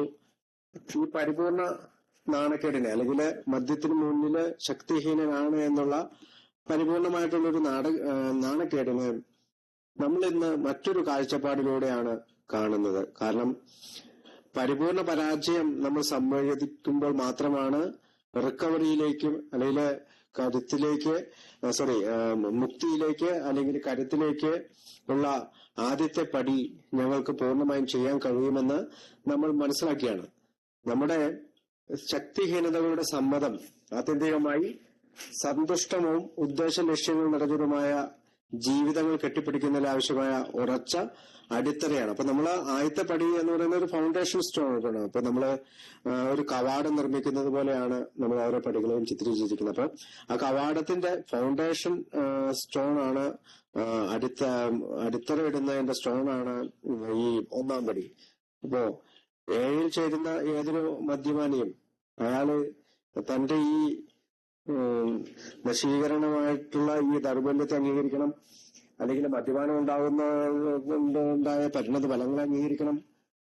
അത് അംഗീകരിക്കാത്ത ഒരാൾക്കും ഈ ആൽക്കഹോളിക് അനോണിമസിൽ വന്നതുകൊണ്ടോ ഈ റിക്കവറി പ്രോഗ്രാമിൽ നിന്നുകൊണ്ടോ ഒരു നന്മയും കൈവരിക്കാൻ സാധിക്കില്ല.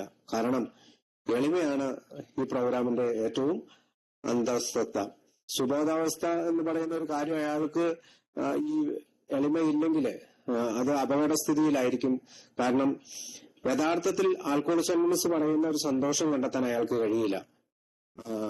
വിപുലമായ ഒരു അനുഭവത്താൽ സംശയലേശമന്യേ തെളിയിക്കപ്പെട്ടിട്ടുള്ള ഒരു കാര്യമാണ് ഇത്തരം എളിമ അല്ലെങ്കിൽ പരിപൂർണ പരാജയം സംബന്ധിച്ചുകൊണ്ടുള്ള ഒരു എളിമ. ആ എളിമയിലൂടെ ഉണ്ടാകുന്ന ഒരു കരുത്ത്, അതാണ് ആൽക്കഹോളിക് അനോണിമസിന്റെ അടിത്തറ. അപ്പോ ഇത്തരം ഒരു പരിപൂർണ പരാജയം സമ്മതിക്കുന്നതിലൂടെയാണ് നമ്മുടെ സമൂഹം ഈ ലോകം മുഴുവനും വളർന്നതും പൂവിട്ടതും എന്നൊക്കെ ഒന്നാം പടിയില് നമ്മുടെ 12 വിവരിക്കുന്നുണ്ട്. അപ്പോ ആൽക്കഹോളിക് അനോണിമസിൽ വരുന്ന എല്ലാ അംഗങ്ങളും നമ്മൾ ഈ പറഞ്ഞ പോലെ ഈ പൂർണ്ണമായി പവർലെസ് ആയവര് അല്ലെങ്കിൽ അവരുടെ ജീവിതം പൂർണ്ണമായി അൺമാനേജബിൾ ആയത് എന്നൊന്നും നമ്മൾ പറയുന്നില്ല. കാരണം ഒരാൾ തകർന്നു വീഴുന്ന അത്ര മറ്റേയാൾ തകർന്നു വീഴുന്നിട്ടുണ്ടാവില്ല. അപ്പോ ഞാൻ തകർന്നു വീണ വീഴ്ചയുടെ അത്രയും എന്റെ കൂടെ ഇരിക്കുന്ന ഒരു ആൽക്കഹോളിക്ക് വീഴേണ്ട ആവശ്യമില്ല. അദ്ദേഹത്തിന്റെ മദ്യപാന ജഗത്തിന് അല്ലെങ്കിൽ ഹിസ്റ്ററി ഓഫ് ഡ്രിങ്കിങ്ങിന്റെ ഒരു പശ്ചാത്തലത്തിലാണ് ഓരോരുത്തരും ഞങ്ങൾ എത്രമാത്രം നിയന്ത്രണം വിട്ടുപോയി, അല്ലെങ്കിൽ കൺട്രോൾ നഷ്ടപ്പെട്ട്, അല്ലെങ്കിൽ മദ്യാസക്തി എന്ന് പറയുന്നത് ഒരു സ്വഭാവ ശീലമായി മാറിയത്, അല്ലെങ്കിൽ ഒരു മാരകമായിട്ടുള്ള ഒരവസ്ഥയിലേക്ക് മദ്യാസക്തി എത്തിച്ചത് എന്നുള്ള ആ ഒരു തിരിച്ചറിവ് സംശയലേശം എന്നെ ഒരാൾക്ക് പറയുമ്പോൾ അയാൾ മദ്യപാന രോഗിയാണെന്ന് സമ്മതിക്കുകയും ഇനി മുതൽ അങ്ങോട്ട് കുറച്ചുകൂടി നിയന്ത്രിച്ചുകൊണ്ടുള്ള ഒരു മദ്യപാനത്തിന് ശ്രമിക്കാതെ മദ്യാസക്തിയെ പറ്റി ആൽക്കഹോളിക് അനോണിമസ് പറയുന്ന പൂർണ്ണമായിട്ടുള്ള കാര്യങ്ങൾ തന്റെ തലച്ചോറിൽ രജിസ്റ്റർ ചെയ്ത് അത്തരമൊരു മനോഭാവം പ്രായോഗികതയിലൂടെ നടപ്പിലാക്കുമ്പോഴാണ് നമുക്ക് നല്ല ഫലങ്ങൾ ഉളവാക്കുന്നത്. അപ്പൊ സുബോധാവസ്ഥ നമുക്ക് എളുപ്പത്തിൽ കിട്ടുന്ന ഒരു കാര്യമല്ല. നമ്മൾ ഒരുപാട് ഇതിനുവേണ്ടി അധ്വാനിക്കേണ്ടതുണ്ട്. നമ്മള് മറ്റുള്ളവർക്ക് വേണ്ടിയിട്ട് സഹായങ്ങൾ ചെയ്യേണ്ടതുണ്ട്, മീറ്റിങ്ങിന് പോകേണ്ടതുണ്ട്. കാരണം ഈ ഒന്നാം പടിയുടെ 12 പറയുന്നത് ജോൺ ബാർലിക്കോനെ കുറിച്ച് പറയുന്നുണ്ട്. കാരണം മദ്യത്തിന്റെ ഒരു പേരായിട്ടാണ് ഈ ജോൺ ബാർലിക്കോൺ എന്ന് പറയുന്ന ആളെ, അതൊരു ജോൺ ബാർലിക്കോൺ ആണ് ഞങ്ങളുടെ ഏറ്റവും മികച്ച വക്കീൽ എന്ന് പറയുന്നത് മദ്യത്തിന്റെ മറ്റൊരു വേർഷനായിട്ടാണ്. അതായത് മദ്യമായിരുന്നു എല്ലാ കാലത്തും നമ്മുടെ ജീവിതത്തെ നിയന്ത്രിച്ചുകൊണ്ടിരുന്ന ഒരു വക്കീൽ. ജോൺ ബാർലിക്കോൺ എന്ന് പറയുന്നത് ഇംഗ്ലണ്ടിൽ ഉപയോഗിക്കുന്ന അല്ലെങ്കിൽ ബാർലിയിൽ നിന്ന് വാറ്റിയെടുക്കുന്ന ഒരു മദ്യത്തെ പറ്റി സൂചിപ്പിക്കാനാണ്.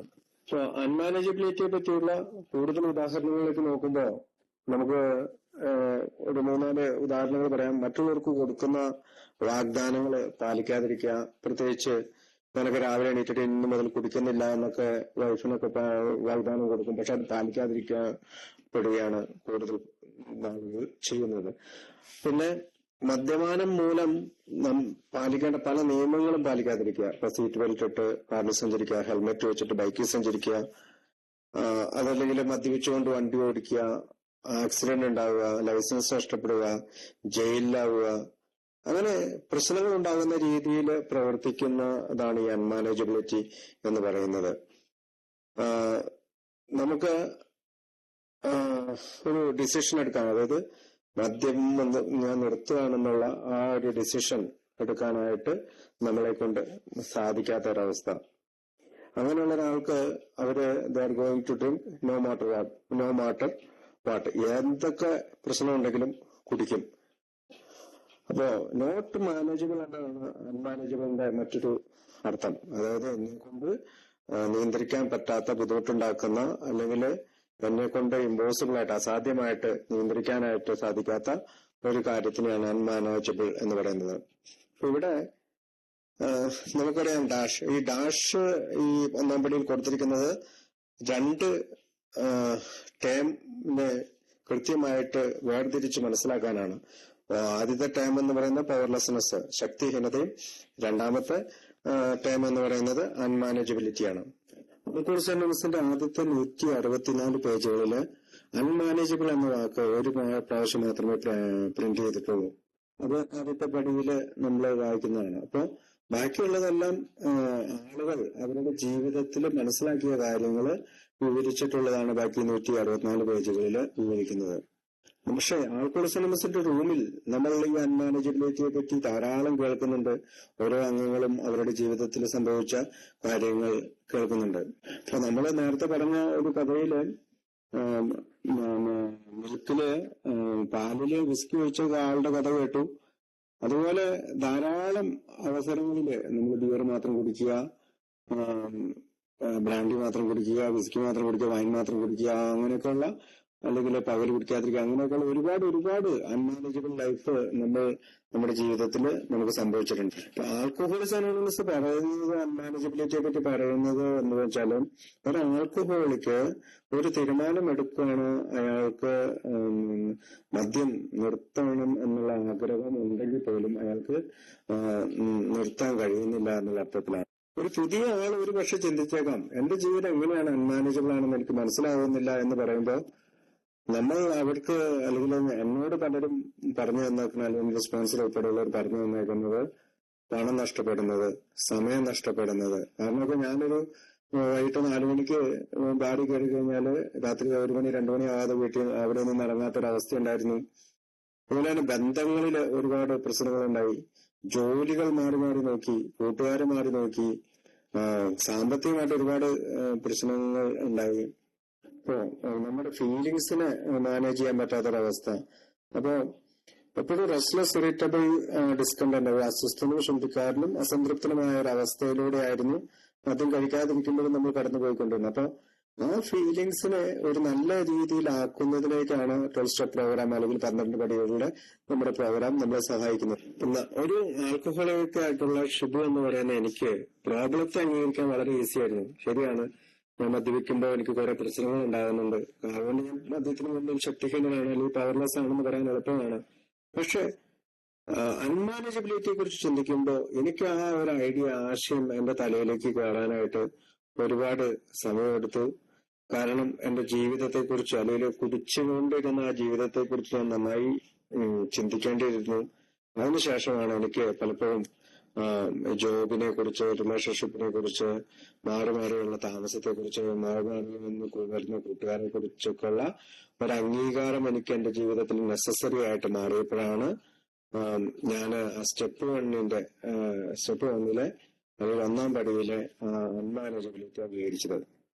ആദ്യം ഈ മദ്യത്തെ കുറിച്ചാണ് നമ്മൾ പവർലെസ് എന്നായി കഴിയുമ്പോൾ, കാലങ്ങൾ കഴിയുമ്പോഴോ അല്ലെങ്കിൽ ആൽക്കഹോളിസത്തിൽ കുറച്ച് ദൂരം കഴിയുമ്പോൾ നമ്മുടെ ചിന്തകളിൽ പ്രശ്നമുണ്ടാകുന്നു. പവർലെസ് ഓവർ തിങ്കിങ് ആവും, അല്ലെങ്കിൽ പല രീതിയിലുള്ള പവർലെസ്സും നമുക്ക് അനുഭവപ്പെടും. അപ്പോ അതിന്റെ റീസൺ, അൺമാനേജബിൾ ആകുന്ന ജീവിതത്തിന്റെ റീസൺ കാരണം നമുക്ക് കണ്ടു പിടിക്കാനായിട്ട് സാധിക്കും. അപ്പോ നമ്മൾ ആദ്യം പറഞ്ഞ പോലെ നമുക്ക് ഇതിനകത്തൊരു സറണ്ടർ ആവശ്യമുണ്ട്. അപ്പൊ ആദ്യത്തെ ഭാഗത്ത് സറണ്ടറാണ് ഞാനൊരു ആൽക്കഹോളിക് ആണെന്ന് സമ്മതിക്കുന്നത്. അപ്പൊ നമുക്കറിയാം, നമ്മള് മീറ്റിങ്ങിന് വരുമ്പോൾ ആദ്യം പറയുന്നത് ഈ സറണ്ടറാണ്. അതായത് ഞാനൊരു അമിത മദ്യപാന രോഗിയാണ്, ദൈവത്തിന്റെ സഹായത്താലും യുടെ സഹായത്താലും ഇന്ന് കുടിച്ചിട്ടില്ല എന്ന് പറയുമ്പോൾ ഞാൻ ആ സറണ്ടർ ഫസ്റ്റ് സ്റ്റെപ്പിൽ ആദ്യത്തെ ഭാഗം അംഗീകരിക്കുകയാണ്. അത് രണ്ടാമത്തെ ഭാഗത്തെ അല്ലെങ്കിൽ അൺമാനേജബിലിറ്റിയുടെ സറണ്ടർ വരുന്നത് എന്റെ സ്വാർത്ഥതയെ സറണ്ടർ ചെയ്യുമ്പോഴാണ്. അതായത്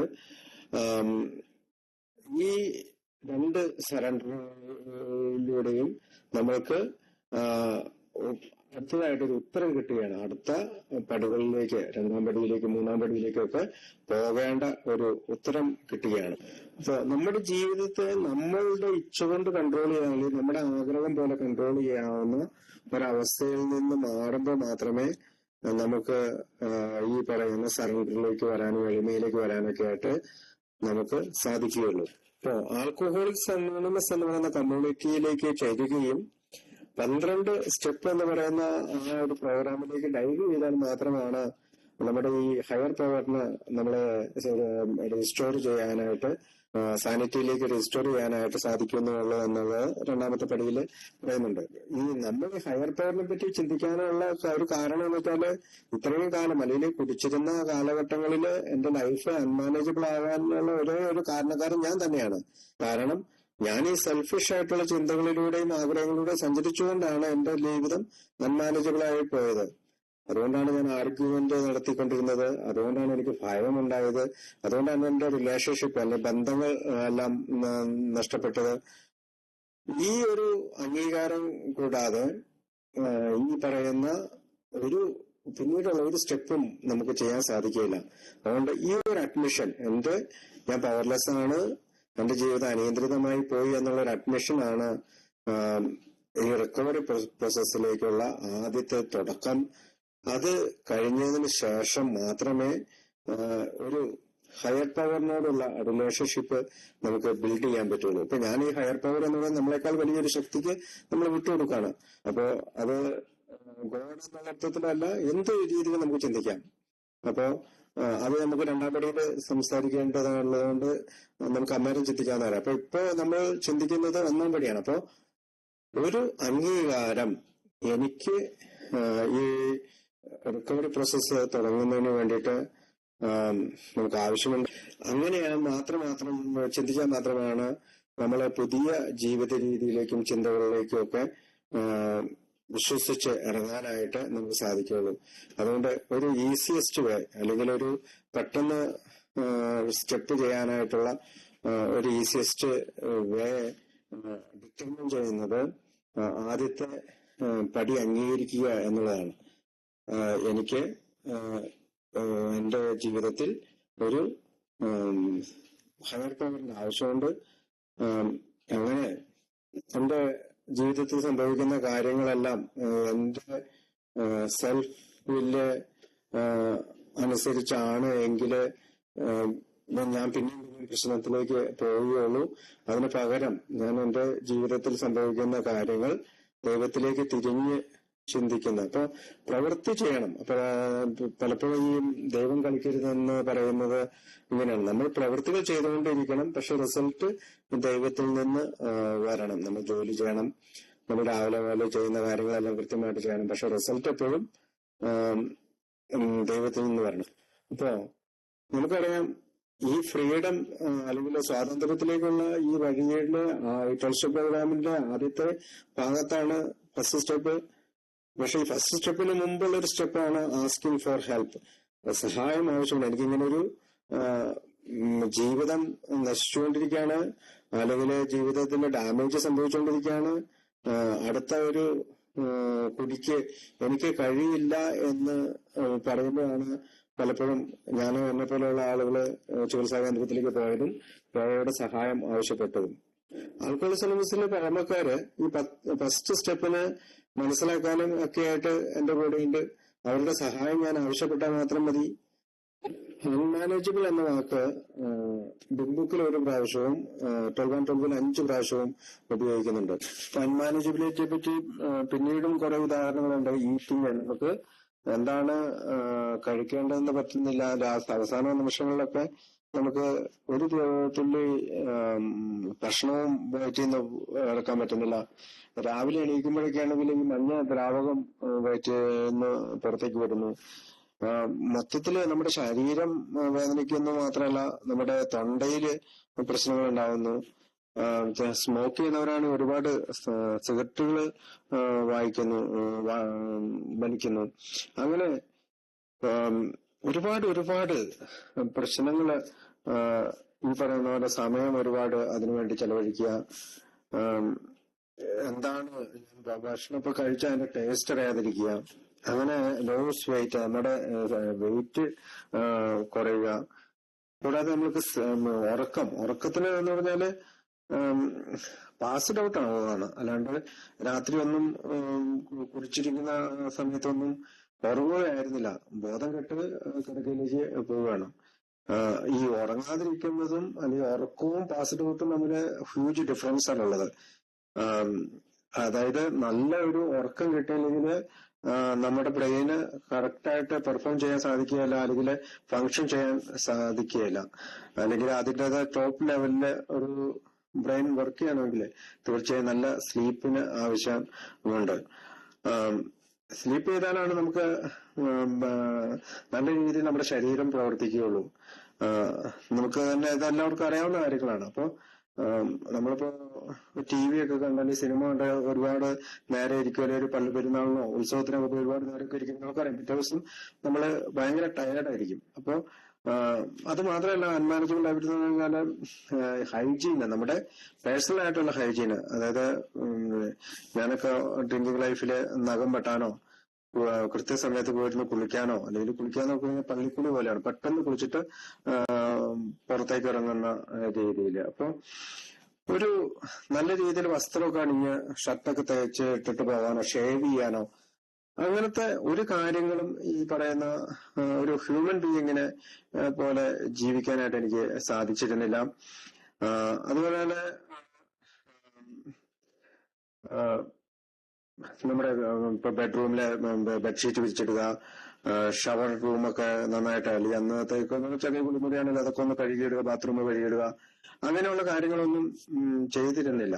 പ്രത്യേകിച്ച് ബാച്ചിലർ ലൈഫിലൊക്കെ നമ്മുടെ ബാത്റൂമിലേക്കൊക്കെ വന്നു കഴിഞ്ഞാൽ അവിടെ ബോധം വിട്ട് വീണു പോകുന്ന അവസ്ഥയായിരുന്നു. അതുപോലെ തന്നെ ഹൗസ് കീപ്പിംഗ്, അതായത് നമ്മുടെ വീട്ടിലെ ഗാർബേജ് ഒക്കെ എന്ന് പറഞ്ഞിട്ടുണ്ടെങ്കിൽ കുമിഞ്ഞു കൂടുമായിരുന്നു. ഒരു വൃത്തിയായിട്ട് ഒരു സ്ഥലം ഇടാൻ പറ്റില്ലായിരുന്നു. നമ്മൾ നടന്നു പോകുന്ന വഴിക്കൊക്കെ മറിച്ച് കാടും പള്ളയും. നമുക്കിപ്പോ പലപ്പോഴും മേയിൽ വന്നു കഴിയുമ്പോൾ ആദ്യമേ അവരെ ഇങ്ങനെ നടന്നു പോകുന്ന വഴികളൊക്കെ ക്ലീൻ ചെയ്യുന്നതും പറമ്പിലെ കാടൊക്കെ വെട്ടി വൃത്തിയാക്കുന്നതൊക്കെ നമുക്ക് കാണുമ്പോൾ തന്നെ മനസ്സിലാവും. കാരണം ഒരു സാമാന്യ ബോധമുള്ള ആളുകൾ ചെയ്യുന്ന കാര്യങ്ങൾ തന്നെയാണ്. അപ്പോ റിക്കവറിയിലേക്ക് വന്നു കഴിയുമ്പോഴാണ് ഇതൊക്കെ നമ്മുടെ ജീവിതത്തിൽ ഇതൊക്കെ സംഭവിച്ചതാണ്. അതുകൊണ്ട് ഇനി കൃത്യമായിട്ട് അതൊക്കെ ചെയ്യണമെന്നും, അടുത്തതായിട്ട് പേയിങ് ബിൽസ്, നമ്മുടെ ബില്ലുകൾ കൃത്യമായിട്ട് അടയ്ക്കണമെന്നും. ഇപ്പൊ ഫോൺ ബില്ല് അടയ്ക്കാതിരിക്കുക, അല്ലെങ്കിൽ കറണ്ട് ബില്ല് അടയ്ക്കാതിരിക്കുക. നമുക്കറിയില്ല. എന്റെ അടുത്ത് ഒരാൾ വന്നപ്പോ ഒരാൾ ചോദിച്ചത് എവിടെയാണ് കറണ്ട് ബില്ല് കൊണ്ട് അടയ്ക്കുന്നത്. അപ്പൊ ഞാൻ അയാളെ കൊണ്ടുവന്ന് ഇലക്ട്രിസിറ്റി ബോർഡ് ഓഫീസിൽ ഇങ്ങനെ ടോക്കണൊക്കെ എടുത്ത് കൊണ്ട് കാണിച്ചിട്ടൊക്കെ ഉള്ളതൊക്കെ ആയിട്ട്. അപ്പൊ ഈ ബില്ലുകൾ അടയ്ക്കുന്നത് പോലും ഹെൽത്തി ആയിട്ടുള്ള മൈൻഡ് സെറ്റ് ഉള്ളതുകൊണ്ടാണ് നമുക്ക് അങ്ങനെ സംഭവിക്കുന്നത്. പണം ഉണ്ടായിട്ടും ബില്ല് അടയ്ക്കാതിരിക്കുക. അപ്പൊ ചിലപ്പോ പലിശയ്ക്ക് പൈസ മേടിച്ചിട്ടും വീട്ടിൽ കൊണ്ടുവന്ന് വെക്കുക, അല്ലെങ്കിൽ ആർക്കും കൊടുക്കാതിരിക്കുക. അങ്ങനെ പണത്തെ കൈകാര്യം ചെയ്യുന്ന ലോൺ എവിടെ നിന്ന് കിട്ടിയാലും എടുക്കുന്ന അവസ്ഥയിലേക്ക്. അപ്പൊ ഞാൻ ഇതൊക്കെ പറഞ്ഞതെന്ന് വെച്ചാല് ഹൗ ഇസ് യുവർ അൺമാനേജബിലിറ്റി, അതൊരു ചോദ്യമാണ്. എന്റെ അൺമാനേജബിലിറ്റി എങ്ങനെയാണ്, ഇതാണ് ഞാൻ കണ്ടുപിടിക്കേണ്ടത്. അപ്പോൾ അൺമാനേജബിലിറ്റിയെ കുറിച്ചുള്ള നമ്മുടെ ഈ ഒരു ഭാഗം ഇവിടെ അവസാനിപ്പിച്ചുകൊണ്ട് അടുത്ത മീറ്റിംഗിൽ കാണാം. ഇന്ന് കടന്നു വന്ന ഓരോരുത്തർക്കും, ശ്രദ്ധിച്ചിരുന്ന ഓരോരുത്തർക്കും ഇന്ന് മിഡ് നൈറ്റ് മീറ്റിംഗിലേക്ക് വന്ന ഓരോരുത്തർക്കും ഒരിക്കൽ കൂടി നന്ദി പറഞ്ഞുകൊണ്ട് നിർത്തുന്നു. Thank you.